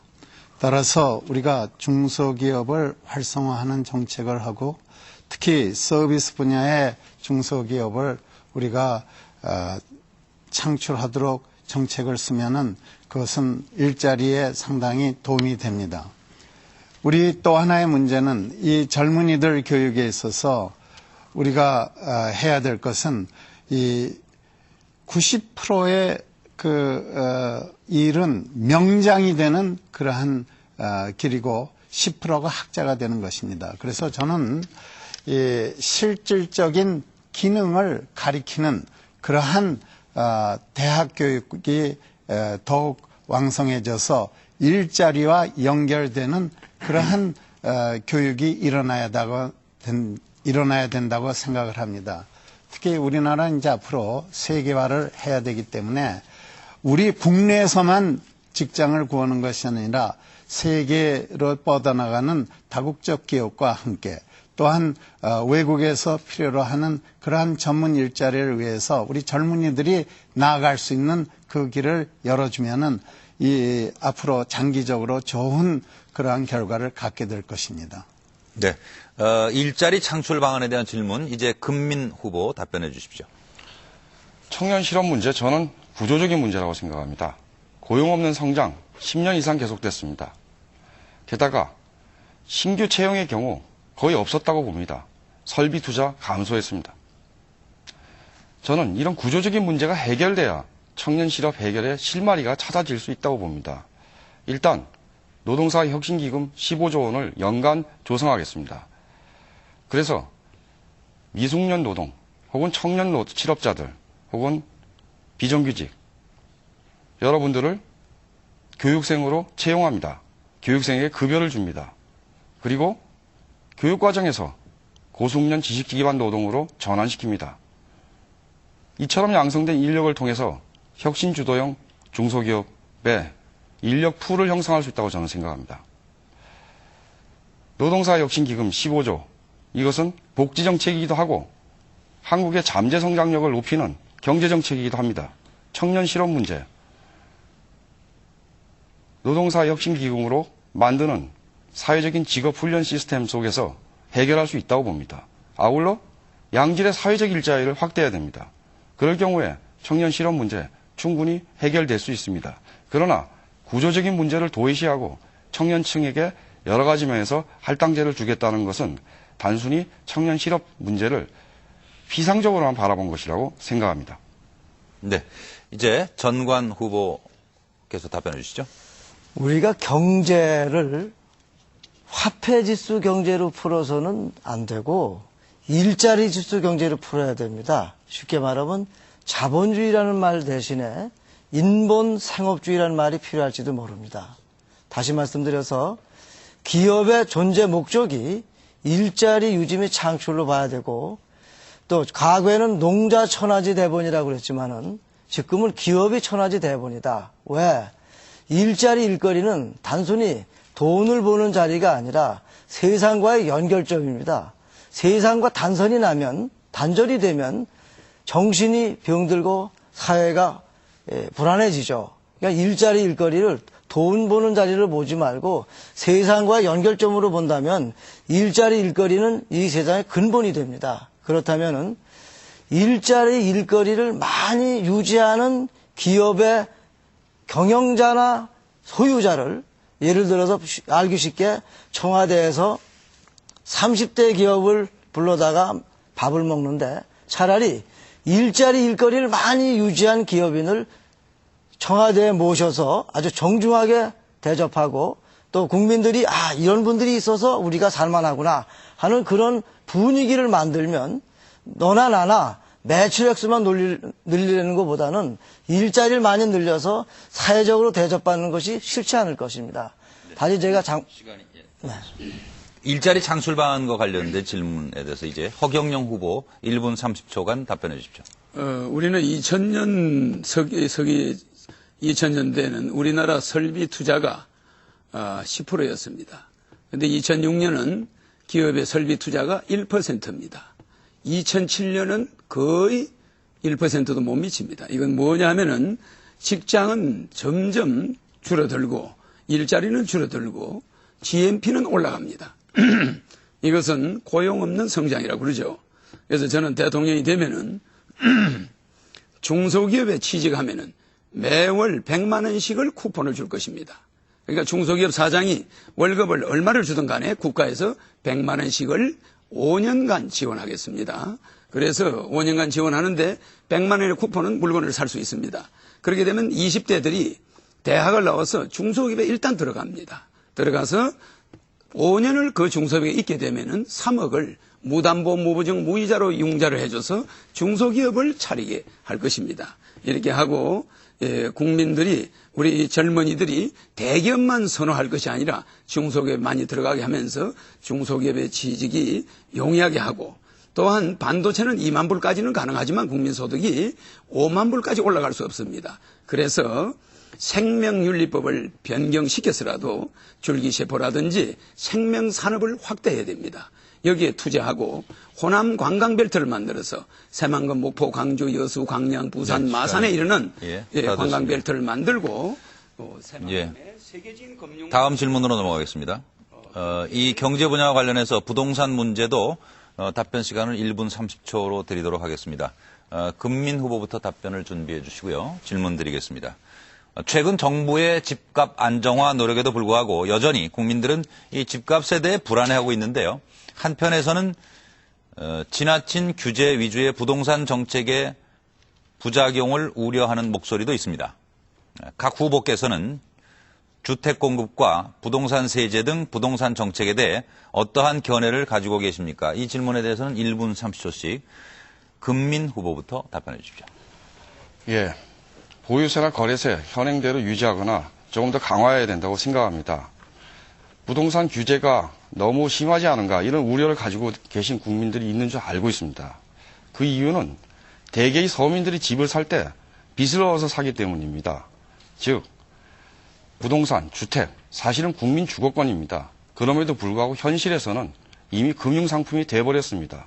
저는 토지 공개념을 실현해야 된다고 생각합니다. 그러나 그 실현 방식이 이미 금융상품이 된 부동산 주택의 현실에서 출발해야 된다고 생각합니다. 한 가지 제안을 드리겠습니다. 장기 저리 모기지형 주택입니다. 사회주택입니다. 싱가포르는 환매 조건부이지만 꼭 환매 조건부가 아니라도 괜찮습니다. 그러나 금융 공공성의 입장에서 주택 대출 금리를 2% 정도로 유지하는 것이 옳다고 생각합니다. 그럴 경우에 빚 얻어서 집 사신 분들 집값 떨어질까봐 전전긍긍 안 하셔도 됩니다. 이렇게 될 때 저는 공공임대주택을 많이 공급하고 주거수당을 줌으로써 국민 모두의 주거권을 보장할 수 있는 그런 부동산, 토지, 주택개혁이 가능할 수 있다고 생각합니다. 제 제안은 주거 형태를 바꾸자는 것입니다. 주거 형태를 바꾸기 위해서 부동산, 주택이 금융상품이란 현실 속에서 금융 공공성의 측면에서 한번 시작해보자는 것입니다. 이상입니다. 네, 부동산 정책에 관련해서 후보 여러분의 의견을 듣고 있는데요. 이어서 전관 후보가 어떤 정책을 가지고 계신지 1분 30초간 답변해 주십시오. 저는 부동산 정책에 있어서 토지 문제만 언급을 하겠습니다. 토지 문제를 급격하게 할 수는 없지만 장기적으로 봤을 때는 공개념으로 가야 된다고 봅니다. 그렇다면은 지금 같은 부동산에 대한 투기가 방향이 서서히 바뀔 수도 있다고 봅니다. 그러니까 국가 전체를 장기적으로 공개념으로 관리하는, 토지를 관리하는 것이 옳다고 봅니다. 이사입니다. 네. 다음 이제 허경영 후보가 답변하실 차례입니다. 부동산 정책으로 생각하고 계신 내용이 무엇인지 말씀해 주십시오. 저는 부동산이 값이 올라가고 문제가 자꾸 생기는 그 원인을 세제에 있다고 봅니다. 그래서 양도세, 보유세, 종토세 등 모든 부동산에 관련된 세금은 반드시 폐지해야 됩니다. 또한 우리가 의식주 개념을 가지고 있는데 그러면서도 실제는 주식의로 바뀌어 있습니다. 집을 최우선으로 씁니다. 옛날 우리 선조들은 입는 것과 먹는 것과 사는 것을 차렸는데 지금은 집에 모든 걸 걸어요. 그런데 또 금융기관은 1%의 한국은행에서 돈을 빌려서 그것을 5%, 10%, 15%, 연체되면 18%, 25% 이렇게 엄청난 폭리를 지내면서 모 은행장이 스톡 옵션을 200억을 받았습니다. 1년에. 나는 이런 걸 용납하지 않습니다. 금융산업이 돈을 많이 벌면 중소기업이 다 망합니다. 그래서 절대 주택을 담보로 융자를 받을 때는 1.5% 이상, 연리 1.5% 이상이 되어서는 절대 안 됩니다. 한국은행이 이것을 특별히 관리할 것입니다. 여러분들이 월급 받아서 은행에 이자 내다가 아무것도 못합니다. 사교육보다 더 무서운 게 은행 이자입니다. 근데 은행은 그렇게 살이 쪄가지고 참 제 입에서 말이 안 놉니다. 시간은 짧고. 그러나 주택 대출 금리를 1.5% 낮추고 양도세, 보유세 이 빌딩에서 수입이 있는 데는 세금을 내지만 토지를 아무리 많이 가셔도 세금을 내면 안 됩니다. 네. 부유세가 있다 샀는데 부유세를 다 낸다는 됐습니다. 그런 발상 예. 자체가 여기는 다음. 공산주의가 아닙니다. 네. 부동산 정책과 관련한 질문에 대해서 정근모 후보 답변해 주십시오. 저는 지난 14년 동안 사랑의 집 짓기 운동을 하면서 집 없는 서민들에게 집을 지어주는 그러한 운동을 전개해 왔습니다. 그 일을 하면서 느낀 것이 우리 주거를 확보하는 데에서 토지 가격이 너무 비싸다 이런 생각을 안 할 수가 없었습니다. 그래서 이 주거 정책에는 지금 이미 각 사유화된 그러한 대지는 그냥 유지하더라도 새로운 대지를 토지 공개념 개념으로 우리가 개발을 해야 될 것입니다. 그래서 토지가 수요 공급에 맞도록 그렇게 공급함으로써 그 가격에 대한 그 앙등을 막고 또한 우리가 지금 1가구 1주택으로서 갖고 있는 그러한 집에 대해서 너무 높은 세율이 적용이 된다면은 어려움이 많습니다. 따라서 1가구 1주택에 대한 보유세는 우리가 적정 수준에서 막고 그리고 우리가 양도세를 계속해서 통제함으로써 주택에 관련된 그러한 그 유통이 제대로 일어날 수 있도록 그렇게 하겠습니다. 네 후보의 부동산 정책과 관련한 답변 잘 들었습니다. 이제 6번째 토론 주제가 되겠습니다. 고령화 사회와 복지정책 방향에 관해서 질문을 드리도록 하겠습니다. 답변 시간은 1분 30초고 이 질문에 대한 답변은 전관 후보부터 준비해 주시고요. 질문입니다. 우리나라에는 국민연금, 공무원연금, 사학연금, 군인연금 등 이 공적연금 제도가 존재합니다. 그러나 이러한 연금 제도는 재정적 불안정성, 연금 간 형평성 문제, 기금 운영의 불투명성, 관리 운영의 비효율성 등 여러 가지 문제가 있는데요. 이러한 공적연금 제도에 대해 각 후보들은 어떠한 생각을 가지고 계십니까? 하는 질문입니다. 시간은 1분 30초고 답변은 전관 후보부터 시작해 주십시오. 공적 그 자금에 대해서는 제가 연구한 바가 없어서 저는 특별히 답변하실 내용이 없습니까? 네. 예, 그러면 예. 전관 후보님은 시간이 늘 여유가 있으시고 허경영 후보는 늘 시간이 부족하셔서 참 그러나 말씀을 자꾸 허 후보님 말씀하실 때 중단하는 것 같아 안 됐습니다만 제한된 시간은 좀 인용을 해주시고 앞에 잘 보이시니까요. 네. 허경영 후보는 이 문제에 대해서 어떤 생각을 가지고 계신지 1분 30초간 답변해 주십시오. 국민연금은 폐지하고 지금까지 연금을 부은 돈은 전부 돌려드려야 됩니다. 그리고 연금을 실제 붓지 못한 사람이 늙어서 연금이 필요한 자들입니다. 실제 연금을 부은 자들은 연금이 없어도 삽니다. 그래서 오히려 있는 자를 귀찮게 하고 없는 자를 괴롭히는 겁니다. 그래서 국민연금을 만든 공직자들은 반드시 내가 대통령이 되면 다음에 처벌할 것입니다. 또 하나 60세 이상 노인들에게 자동적으로 부자든 가난한 사람이든 매월 70만 원씩을 주어서 부부 140만 원을 보장해 줌으로써 노후에 어떤 불안도 없게 할 것입니다. 이러면 어떤 연금과도 관계없어요. 이것은 또한 그뿐만 아니라 결혼하는 사람들에게는 5천만 원씩을 줘서 노인들이 자녀들 결혼 때문에 시골의 논밭이 전부 농협에 다 잡혀 있습니다. 그리고 고리의 이자를 냅니다. 그러니까 우리의 부모들이 전부 빚쟁이가 되었습니다. 그래서 결혼할 때 5천만 원씩을 국가에서 국가 예산을 50% 절약해가지고 반드시 드리고 출산할 때 3천만 원씩을 주고 전기, 전화, 수도, 핸드폰, 가스 요금을 각각 5만 원까지 국가에서 유보하고 돈을 받지 않음으로써 6만 원 하면은 만 원 내야죠. 그래서 국민들이 세금 고지서를 가정에 한 장도 볼 수 없게 할 겁니다. 물론 재산세, 양도세, 토지세, 종토세 아무 세금도 없습니다. 그러니까 물건을 사고 팔 때만 세금이 들어갑니다. 네, 시간 이렇게 다 함으로써 모든 국민이 시간을 좀 지켜주시고요. 네, 정근모 후보 답변하실 차례로 넘어가겠습니다. 남았으니까. 시간이 제한된 시간은 경과했음을 좀 유념해 주시고요. 토론위원회 규칙을 따라 주셨으면 합니다. 다음 정근모 후보 1분 30초간 답변해 주십시오. 연금은 노후제 대책의 기본이 되는 그러한 제도입니다. 또한 자기가 노력해서 연금을 붓고 또한 그것에 대한 노후의 사회 안정성을 위해서 받는 제도이기 때문에 연금 제도에 대한 그 창의성이나 또한 그 변화에 대해서는 우리가 인정해야 됩니다. 그러나 기본적으로 우리가 생각해야 될 것은 우리가 선진국이 되어가면서 사회 안정망에 대해서 우리가 확실한 그러한 그 제도를 확립해야 될 것입니다.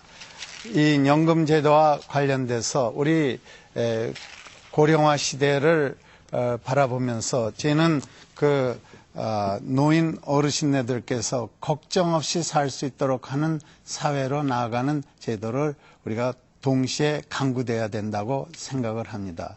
특히 건강하고 일하실 수 있는 그러한 노인 어르신네들에게는 직장을 상근직이 아니더라도 들여가지고 연금 제도와 병행하여서 안전한 그러한 생활과 기쁜 풍족한 생활을 할 수 있도록 그렇게 장려를 해야 되는 것입니다. 그러한 의미에서 저는 이 연금 제도를 전체적인 사회 안정망 개념에서 검토를 해야 될 것으로 봅니다. 네, 이제 끝으로 금민 후보께서는 공적 연금 제도에 대해서 어떻게 생각하고 계신지 말씀해 주시기 바랍니다. 예. 사회연대 국가의 기초가 세 가지 있다고 봅니다. 사회연대성, 복지의 기초, 조세와 보험과 연금이 있을 수 있습니다. 현재 국민연금 여러 가지 논란이 많습니다. 그러나 반드시 사각지대가 해소돼야 된다. 이렇게 생각합니다. 사각지대 해소를 위해서 만든 제도가 기초노령연금입니다. 84,000원 지급하게 되어 있습니다. 저는 이거 용돈밖에 안 된다고 생각합니다. 현재의 경제 수준에서 한 사람이 국민답게 살기 위한 최소 소득, 기본소득 개념으로 볼 때 85만 원 정도, 85만 원 정도가 된다고 저는 봅니다. 국민연금 사각지대를 해소하고 두 번째, 국민연금의 보험 수령액에 있어서 사회연대적 성격을 강화해야 된다고 봅니다. 이 두 가지 방식으로서도 85만 원 정도의 소득이 보전되지 않는다 그러면은 그 나머지 문제는 국민 기본소득제도를 도입함으로써 해결해야 된다고 봅니다. 즉, 두 가지 방식으로 40만 원밖에 얻지 못한다. 그러면은 국민 기본소득 제도를 통해서 45만 원을 보전해 줘야 된다는 것입니다. 물론 85만 원인지 혹은 그것이 120만 원인지 저는 1인 가구 기준으로 말씀드린 겁니다. 이런 모든 것은 국민소득위원회에서 결정할 수 있는 문제라고 생각합니다. 네, 말씀 잘 들었습니다. 공적연금 제도와 관련된 질문에 대해서 네 후보의 답변을 들었습니다. 고령화 사회와 복지 정책의 방향, 이 복지 분야와 관련한 이제 두 번째 질문을 드리도록 하겠습니다. 허경영 후보부터 답변 준비해 주시고요. 이 질문에 대한 답변 시간은 1분씩이 되겠습니다. 질문입니다. 국회에서 이 많은 노인 복지 관련 법들이 제정됐지만 노인층 일자리 창출을 위한 정책이 부족하다는 비판이 있습니다.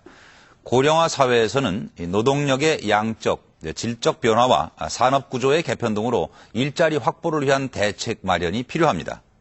각 후보자께서는 고령화 사회의 노인 일자리 창출 방안을 말씀해 주시기 바랍니다. 허경영 후보부터 시작해 주십시오. 네, 저는 대통령이 되면은 기호 8번 허경영 후보입니다. 나는 그 말씀하실 때 사회자님이 기호 8번을 좀 넣어주시면 좋겠네요.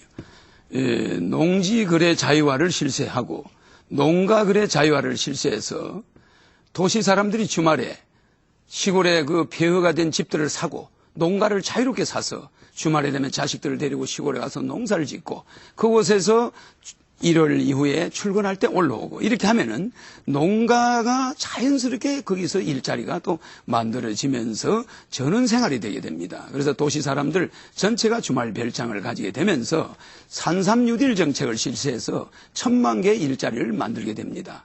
이는 전국에 1000개의 산삼 재배단지를 만듭니다. 물론 수출용이죠. 그래서 이 산삼만 재배하는 게 아니라 토경작물을 재배하는데 이곳에 먹여주고 재워주고 100만 원씩을 주는 전국의 20에서 100살까지 누구든 들어가서 자유롭게 일할 수 있게 해줌으로써 뉴딜 정책을 쓰지 않을 수 없게 되어 있습니다. 네, 이제 정근모 후보께서 1분간 답변해 주십시오. 우리 사회에 중요한 것은 노인 어르신네와 우리 젊은이들 간의 유대를 만드는 일이 중요합니다. 그를 위해서 노인들께서 일할 수 있는 일자리를 만드는 것은 예를 들어서 교육에 있어서 보조교원으로서 일할 수 있다든지 또는 일하는 부부를 위해서 가정 상담 역할을 할 수 있다든지 또는 우리 환경을 감시해주는 일이든지 새로운 그리고 노인들이 충분히 할 수 있는 일들을 많이 창출할 수가 있다고 저는 봅니다. 그래서 앞으로 우리 노인 일자리는 그 사회에 기여하고 또 세대 간의 격차를 줄이면서도 지혜와 경륜을 최대로 활용하는 그런 것을 적극적으로 개발해야 되고 그렇게 할 것입니다. 네, 이어서 금민 후보 답변해 주십시오. 예, 저는 노후 문제를 꼭 노동을 지속시키면서 해결해야만 하는 사회, 그것은 잘못된 사회라고 봅니다. 노후는 국가가 책임져야 됩니다. 보육 못지않게 노후를 국가가 책임질 수 있을 때 비로소 이 나라를 민주공화국이라고 할 수 있을 것이라고 봅니다.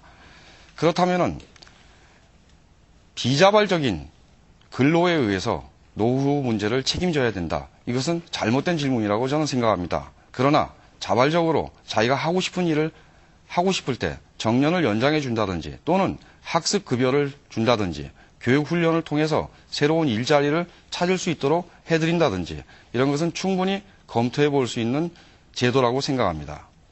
노후 문제, 이것은 일자리 문제가 아닙니다.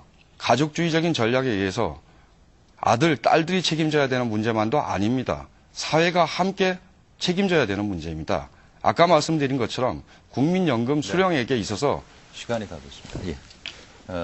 이제 노인 일자리 창출 방안 끝으로 전관 후보 1분간 답변해 주십시오. 우린 사회가 세대 간의 갈등이 있어서는 안 됩니다. 그래서 청년의 돌파력, 중년의 무게중심, 노년의 지혜가 모든 분야에서 어우러지도록 하는 사회를 만들어야 됩니다. 사회에서부터 소외됐다는 자체가 문제가 되는 것이기 때문에 그렇다면 예를 들면 어떤 게 있느냐. 기업마다 가급적 피크 임금제를 도입해서 정년을 70세까지도 연장해서 좀 심하게 말하면 거의 월급을 받지 않고도 출근해서 새로 들어오는 사람들을 가리키는 보람을 느낄 수도 있을 겁니다. 중요한 것은 자발적인 아까 어느 후보가 말씀하신 대로 자발적인 일은 그 자체가 보람이 있는 겁니다. 아까 또 다른 후보 말씀하신 대로 초중고등학교에 초중교사가 된다든가 교내 경찰이 된다든가 하는 것도 가능할 겁니다. 그리고 또 하나는 우리 대가족 제도는 세계가 부러워하는 제도인데 네, 시간이 다 됐습니다. 제 말씀 잘 들었습니다. 이제 오늘 마지막 주제는 한반도 주변 국가와의 현안 문제, 또 세계화 시대의 문화정책, 차세대 첨단 산업 육성 등에 관한 내용인데요. 첫 번째 질문을 드리겠습니다. 답변은 2분간 해주시고요. 정근모 후보부터 준비해 주십시오. 각 후보들께서는 한반도 주변 국가와의 현안 문제, 세계화 시대의 문화정책, 그리고 차세대 첨단 산업 육성에 대해서 말씀해 주십시오. 이 중에서 특정 주제만 선택하여 언급하셔도 좋습니다. 답변 시간은 2분이고요. 정근모 후보부터 시작해 주십시오. 저는 경제는 과학이고 과학이 곧 경제라고 생각하고 있어서 과학 경제를 주장하고 있습니다. 우리가 요즘 에너지 가격이 높아진다 해서 걱정들을 하는데 사실 이 에너지 문제에 있어서는 우리가 수입을 해서 97%를 수입을 하지만은 그러나 앞으로 에너지는 전기 쪽을 많이 쓰기 때문에 우리가 전력 생산 기술에 있어서는 우리가 세계 수준입니다. 따라서 저는 앞으로 에너지 위기를 맞이하면서 우리가 전력을 수출하고 그 전력을 이용해서 수소에너지 시스템을 운영할 수가 있습니다. 그래서 저는 산유국이라는 말이 있듯이 우리가 산전국이라는 그러한 국가로서 발전할 수 있는 기본이 돼 있다고 생각을 합니다. 또한 우리가 농촌을 걱정을 합니다. FTA에 대해서 걱정을 하는데 저는 농촌을 첨단 과학기술과 연계를 하게 되면은 첨단 산업 기지로 만들 수 있습니다. 생명공학기술을 최대로 활용하면은 정말 세계에서 경쟁할 수 있는 오히려 중국과의 FTA를 해서 중국 사람이 우리의 농산물을 사 먹을 수 있고 쌀도 현재 가격보다도 4배, 5배의 고기능 쌀을 만들 수가 있습니다. 그리고 앞으로 신소재 분야에서 엄청난 가능성이 있습니다. 그래서 제가 말씀드리는 것은 이러한 첨단 과학기술을 이용해서 새로운 산업을 우리가 만들고 거기에 좋은 일자리들을 창출하면 만족하는 삶 그리고 정말 행복한 가정을 만들 수 있는 그러한 터전이 되리라고 생각을 합니다. 네, 이어서 금민 후보 답변 2분간 해주십시오. 예, 한국 산업의 미래가 어떤 것이냐, 첨단 산업이 뭘 어떻게 육성해야 되느냐, 이 어떤 분야가 과연 첨단 산업인가, 여기에 대한 논란이 끊이지 않습니다. 그러나 대개 논의되고 있는 거의 모든 분야가 대기업이 할 수밖에 없는 그런 굉장히 많은 투자가 필요한 분야들입니다. 저는 그 경우에 한국 경제가 지나친 리스크를 안게 된다고 봅니다. 대안으로서 저는 혁신주도적인 중소기업을 육성하자는 겁니다. 혁신주도적인 중소기업, 부품을 생산합니다. 부분적인 공정을 담당할 수도 있습니다. 그러나 세계 시장과 연결되어 있습니다. 그럴 경우에 경제 전체의 리스크를 줄일 수 있습니다. 그러면 혁신주도형 중소기업을 어떻게 육성하느냐, 이게 중요할 것 같습니다. 제 생각으로는 기술혁신 방식을 바꿔야 된다는 겁니다. 지금처럼 사내 기술혁신, 폐쇄적인 기술혁신이 아니라 개방적이고 사회적인 네트워크에 의해서 지지되는 그런 기술혁신 방식으로 바꿔야 됩니다. 두 번째는 기술만 있으면 되느냐? 아닙니다. 인력이 있어야 됩니다. 고숙련 인력, 지식기반 노동이 반드시 있어야 됩니다. 이런 인력은 어디서 오느냐? 외국에서 들여올 것이냐? 아니라고 저는 생각합니다. 현재 미숙련 인력을 고순력 지식기반 노동으로 전환시키는 체제가 있어야 됩니다. 사회적인 직업교육 체제입니다. 사내 교육에 이와 같은 노동교육을 떠맡길 때 노동교육 제대로 해줄 수 있는 중소기업 한국에 몇 안 됩니다. 사회적인 독자적인 직업교육 체제가 혁신형 중소기업에 필요한 인력을 양성해야 된다는 겁니다. 또한 교육급여를 지급해야 됩니다. 학습훈련급여입니다. 직업훈련을 받으면서도 동시에 월급을 받을 수 있도록 해야 됩니다. 그렇게 해야만 그것이 하나의 고용과 맞먹는 일자리가 되고 그렇게 할 때 내수 성장도 가능하다고 봅니다. 혁신 주도형 성장, 그것은 내수 수출 동반 성장의 전략입니다.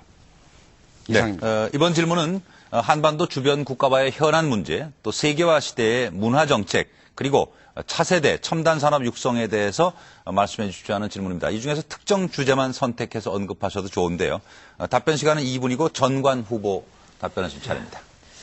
제가 합참에서 한 10년간 국제관계에 관여해 왔습니다. 그때마다 가장 가슴 아픈 일이 외국이 먼저 문제를 제기하면, 과제를 제기하면 우리 대응한다는 것입니다. 소위 대응책 가지고는 그건 문제가 많은 겁니다. 쉽게 말하면 적이 북채를 잡고 우리는 북소리에 따라가면서 무언가를 하려고 하니까 항상 끌려다니는 거죠. 우리 공무원들이, 공직자들이 정말 국민께 사과해야 될 문제가 이 문제입니다. 그래서 저는 이 문제를 해결하기 위해서는 국가가 총체적인 장기적이고 큰 계획을 만들고 그의 한 부분으로서 국제관계가 나오고 국제관계가 어떤 것이 생길 것이라 미리 예측하고 그 준비를 한 다음에 과제를 주변국에 주어서 그렇게 풀어나갈 때만 최소한 대등한 어떤 게 이루어지는데 우리는 항상 대응책을 세운다는데 문제가 있는 것입니다. 그래서 국제관계 문제도 우리가 우리 자체의 장기적인 계획을 세우고 하부 개념으로서 국제관계를 풀어나가야 됩니다. 우선 중국 문제를 보겠습니다. 중국과는 경제 문제가 가장 크겠죠. 우리가 또 가슴 아파해야 될 것은 중국이 북한의 어려운 사정을 기회로 북한을 위성국화한다는 사실이죠. 그런 문제 우리가 신경 써야 될 것이고, 일본 문제는 일본은 독도 전담부서가 있습니다. 우리는 대학생이 운영하는 데밖에 없어요. 이게 무슨 말입니까? 독도 문제는 작은 문제가 아닙니다. 또 러시아 문제는 우리가 잘만 하면 우리의 자원 부족을 해결할 수 있는 아주 좋은 땅이 시베리아에 있습니다. 그 문제를 우리 자원과 기술 가지고 풀어나갈 수 있고, 미국과의 문제는 여태까지 좀 불편했던 관계에서 한 차원 높은 상호 도움을 주고받는 관계로 네, 전 분야를 알겠습니다. 확대시켜야 될 것입니다. 이제 허경영 후보 답변 2분간 해주십시오. 저는 고엽제 환자가 청와대 앞에서 28년간 병 고쳐달라고 소리쳐도 누구도 쳐다보지 않습니다. 국민이 하나가 되는 안보가 돼야지 무기보다 더 사실은 더 중요합니다. 그래서 6.25 월남 참전 용사는 대통령 당선되는 역시 3억 원씩을 일시불로 지불할 것입니다. 또한 한반도 안보 교육을 실제 그렇게 함으로써 우리가 보여줘야 합니다. 전쟁에 참여해서 국가를 위해서 희생한 자는 쓰레기 취급을 받는 이런 사회에서 국민이 국가를 안보를 지키려는 이유가 없습니다. 더구나 여성 차별 문제에 있어서도 시골에서 여자는 농업 지도자 자격을 주지 않음으로써 융자도 되지 않고 혼자 사는 여성들이 엄청나게 고생을 하고 있습니다. 이런 남녀 차별도 완전히 없앨 것입니다. 반도체는 국민 소득 2만 불 이상 올릴 수가 없습니다. 그렇기 때문에 앞으로 생명윤리법을 바꿔서 우리도 21세기 줄기세포와 생명복제 산업에 뛰어들어야 합니다. 이렇게 해서 또한 새만금에 200층짜리 빌딩을 200개 이상 지어서 국토의 균형 발전을 그만두고 국토의 효율적인 발전, 새만금 하나의 국력을 총집결하고 판문점의 국력을 총집결하면은 우리나라는 저절로 모든 국토가 다 잘 살게 됩니다. 부산의 찔끔, 대구의 찔끔, 광주의 찔끔, 강릉의 찔끔, 이러한 국토의 균형 발전은 나라를 망하게 합니다. 우리 국가는 금융 메카를 새만금에 만들어야 됩니다. 새로운 만개 은행이 들어온다고 고려시대 때부터 우리 선조들이 이름을 지어놨기 때문에 새만금에 세계적인 금융 메카를 만들어서 많은 일자리를 만들면 우리 국민소득 5만 불은 어렵지 않다고 봅니다. 네, 말씀 잘 들었습니다. 이제 오늘 마지막 주제 끝 질문으로 오늘 전체 토론에 이제 마무리를 하는 질문이 되겠습니다. 양성평등 실현 방안 그리고 노동시장의 양극화 해소 방안에 관해서 질문을 드리겠습니다. 답변 시간은 1분 30초고요. 금민 후보부터 준비해 주십시오. 각 후보들께서는 이 양성평등 실현 방안과 노동시장의 양극화 해소 방안에 대해서 말씀해 주십시오. 이 중에 특정 주제만 선택해 언급하셔도 좋습니다. 금민 후보부터 1분 30초간 답변 시작해 주십시오. 예, 여성의 지위는 국가와 사회의 수준을 결정한다고 봅니다. 현재 여성 비정규직이 70%나 됩니다. 또한 고위층 진출률 OECD 미만입니다. 저는 일단 고용 문제부터 해결해야 된다고 봅니다. 적극적 고용 개선 조치를 도입해야 됩니다. 그러나 반드시 수사권과 재소권, 기소권을 줘야 된다는 겁니다. 그럴 경우에만 고용 개선 효과가 나올 수 있습니다. 또한 신규 채용, 공공부문의 신규 채용에 있어서 분명히 여성 할당제를 도입할 필요가 있다고 봅니다. 여성 할당제를 OECD 평균 수준까지 도달할 때까지 꾸준히 두어야 된다고 봅니다. 정규직과 비정규직, 노동시장이 양분되어 있습니다. 하나의 나라에 두 개의 노동시장이 존재하는 꼴이 되었습니다. 일단 핵심 중소제조업의 비정규직을 전원 정규직으로 전환할 필요가 있다고 봅니다. 여기에 필요한 재원을 정부와 100대 기업이 출연해야 된다고 봅니다. 생산성을 향상시키기 위해서입니다. 그러나 그 나머지 부분 차근차근 해결해 가야 할 것입니다. 그렇지만 비정규직 노동자들에게 막연히 기다려달라고 할 수는 없다고 봅니다. 동일임금 원칙의 확실한 관철, 그리고 동일한 업무에 대해서 다른 종류의 고용 형태를 채택하는 것을 막는 확실한 입법 필요합니다. 그리고 나아가서 4대 보험의 적용, 그리고 불안정 노동 위험수당의 도입이 필요하다고 봅니다. 네. 양성평등 실현 방안, 그리고 노동시장의 양극화 해소 방안에 관해서 전관 후보 생각을 좀 말씀해 주십시오. 1분 30초입니다. 저희가 양성평등 문제를 더 근본적인 문제에서 봐야 된다고 봅니다. 여성이 이 출산, 육아는 바로 그 국가의 장래입니다. 여성들이 출산과 육아를 잘못하면 그 국가의 미래는 없습니다. 여성이 출산과 육아로 인해서 직장으로부터 불이익을 받는 일은 국가 차원에서 막아야 되고, 여성의 출산, 육아는 국가 차원에서 장려해야 될 사항입니다. 그리고 모든 정책을 제가 당선자가 되면 그런 차원에서 여성 문제를 다루겠습니다. 또 하나, 여성과 남성이 함께 공통으로 할 수 있는 자리는 최소한 30%는 여성들에게 할당을 하겠습니다. 한꺼번에 한다는 것이 아니라 점차적으로 하도록 할당을 하겠습니다. 일자리 양극화 문제는 동일 노동에는 동일 임금이어야 그게 합리적입니다. 그러므로 비정규직은 불가피한 것 외에는 하지 않도록 규제해야 됩니다. 그래서 일자리를 확보하는 것은 아까 잠깐 말씀드렸지만은 농자 천하지 대본이 아니라 기업이 천하지 대본이다. 일자리를 많이 유지하는 분이 대접받고 존경받는 사회를 만들면 일자리는 많아져서 비정규직은 없어질 것입니다. 이상입니다. 네, 잘 들었습니다. 허경영 후보는 이 문제와 관련해서 어떤 생각을 갖고 계신지 1분 30초간 답변해 주십시오. 지금 헌법 33조에 노동 3건이 있는데 단결권, 교섭권, 단체 행동권이 있습니다. 단체 행동권을 저는 폐지하고 경영 참여권으로 해서 노동자들이 경영에 참여할 수 있도록 이사로서 참여할 수 있도록 제도를 바꿔서 두 번 다시 노조 파업이 있으면은 그때는 무기징역 정도로 과격하게 다룰 것입니다. 단 한 건의 노동 분쟁도 제가 대통령이 되면은 존재할 수가 없습니다. 왜 이러냐면은 우리는 노동시장의 혼란으로 인해서 경제가 생산성 투자가 1% 미만에 들어가고 있습니다. 한국에다가 공장 짓지 않습니다. 투자 안 하겠다는 겁니다. 이러한 시대가 우리가 노동투쟁을 많이 할수록 내 자식이 무직자가 되는 것입니다. 그래서 저는 기업이 탄력적 운영을 위해서 비정규직은 인정해야 됩니다. 그러나 비정규직의 최저임금제를 국가가 실시하겠습니다. 150만 원 이상 빌딩에 있는 사람이 70만 원 받아서 교통비하고 차비하고 교통비하고 점심 먹고 남는 거 없습니다. 절대 이런 임금은 있을 수가 없습니다. 빌딩 주인이 돈이 없어서 70만 원 주는 거 아닙니다. 제도가 잘못되어 있어요.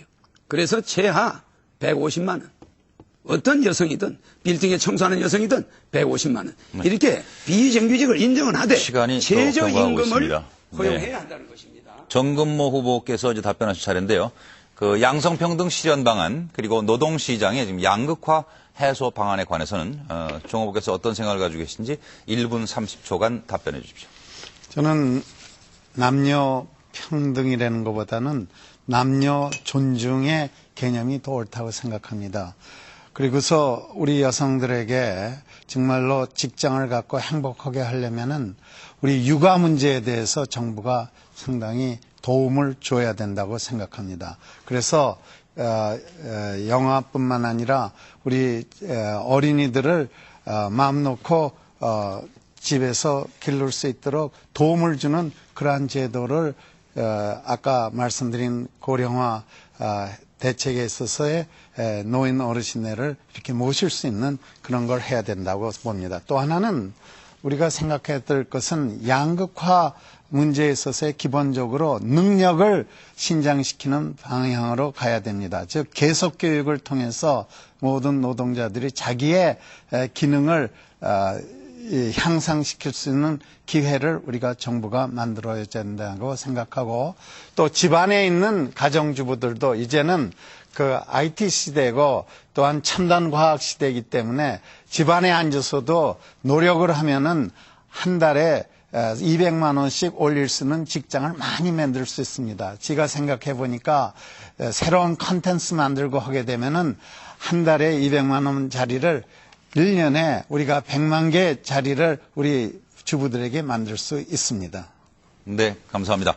중앙선거방송 토론위원회가 주관한 제17대 대통령 선거 후보자 토론회 오늘 네 분의 후보를 모시고 지금 근 2시간이요 지금 토론을 진행을 했습니다. 오늘 마련된 주제에 대한 답변은 모두 들었습니다. 이제 끝으로 각 후보께서는 이 시간을 통해서 혹시 못다 하신 말씀이 있다거나 또 시간 부족으로 전하지 못한 말씀이 있으면 마무리 발언해 주시기 바랍니다. 이제 각 후보에게 2분씩 마무리 발언 기회를 드리도록 하겠습니다.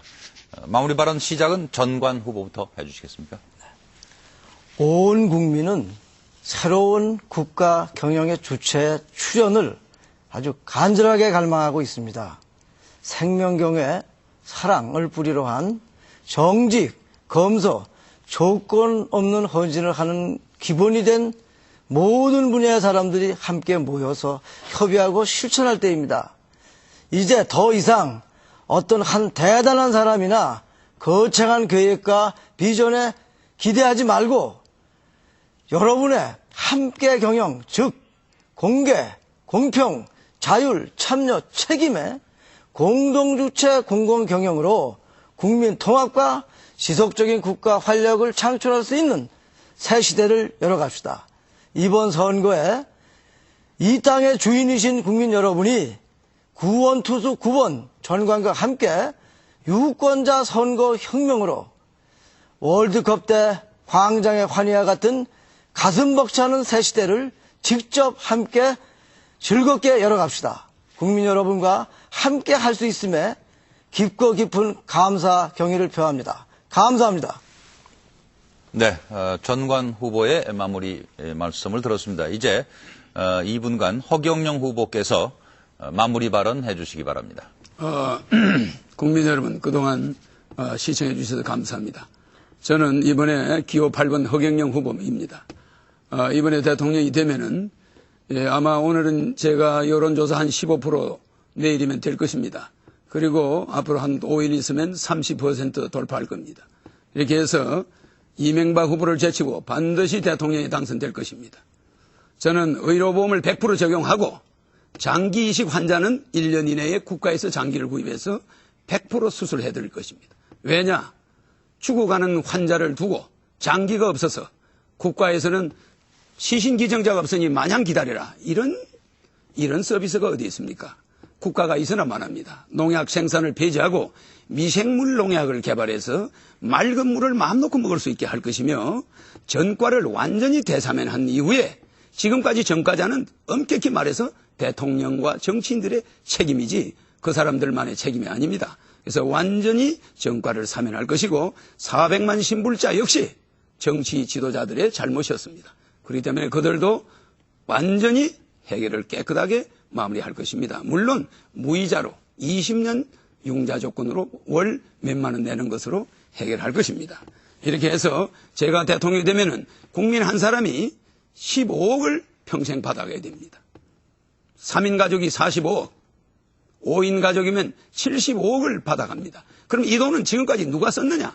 국회의원들이, 정치인들이 다 낭비해버렸습니다. 그래서 국가 예산은 이렇게 하고도 국가 예산은 매년 260조가 남습니다. 왜? 현금을 쓰지 않고 만 원 이상은 카드를 쓰면은 평균 연간 200조가 더 들어옵니다. 그럼 지금까지 200조를 탈세한 거죠. 이래서 모든 세제를 바꿔버리면 제가 IQ가 430입니다만은 이러한 제가 만든 모든 제도를 당장은 이해가 안 가겠지만은 시간이 국가 발전에 다 됐습니다. 엄청난 변화를 예고할 것입니다. 예, 이제 정근모 후보께서 마무리 발언 2분간 하실 차례입니다. 사랑하는 국민 여러분, 우리가 지난 60년 동안 정말 열심히 일해왔습니다. 그래서 지금 오늘의 대한민국을 만들었습니다. 내년이면은 우리 건국 60주년이 됩니다. 새로운 계기가 시작이 돼야 되겠습니다.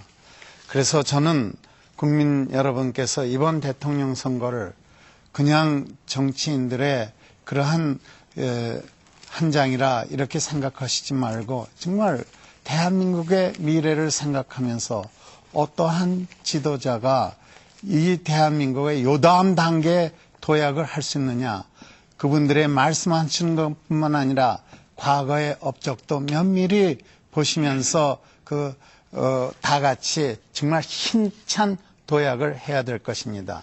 10년 전 IMF 위기가 왔을 때 우리는 금모으기 운동을 하면서 감동의 민족의 하나가 되는 그러한 계기를 가졌었습니다.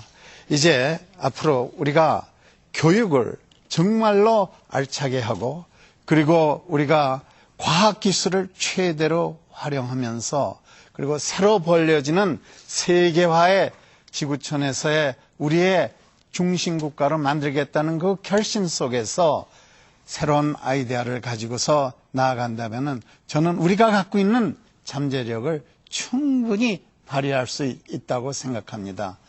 여러분, 이를 위해서 국가 지도자들도 서로 나누지 말고 보역 갈등이니 좌우 대립이니 하지 말고 하나가 되는 연합의 지도력을 발휘해 가면서 우리 국민이 편안하고 정말로 만족하는 그러한 국가사회를 만들기를 간절히 바랍니다. 네, 잘 들었습니다. 이제 금민 후보께서 또 2분간 마무리 발언 해 주십시오. 국민 여러분, 기호 10번 금민입니다. 저는 대통령 선거가 주식회사 CEO 뽑는 선거가 아닐 거라고 확신합니다. 그저 높은 수익률, 즉 높은 성장률만 약속할 게 아니라 어떤 방식의 성장인가, 이게 더 중요한 문제라고 저는 생각합니다. 사람과 노동에 투자하는 성장, 교육과 복지를 통한 성장, 진보적인 경제 성장입니다. 저는 그러한 성장이 결코 꿈이 아니라고 생각합니다. 그것은 현실입니다. 국민 여러분들에게 바로 그런 능력이 있기 때문입니다. 국민 여러분들이 그런 성장을 달성할 수 있는 현실적인 능력이 있기 때문입니다. 대한민국 평화국가 만들기, 대한민국 사회국가 만들기, 대한민국 녹색국가 만들기, 또한 20년 동안 민주주의가 아직 미완성으로 있습니다. 민주주의를 완성하는 일, 이 모든 것이 여러분들의 능력에 달려있다고 봅니다. 그것은 결코 꿈이 아닙니다. 새로운 진보, 그것은 진보적인 가치, 진보적인 가치를 실현할 수 있는 구체적인 현실적인 힘이라고 생각합니다.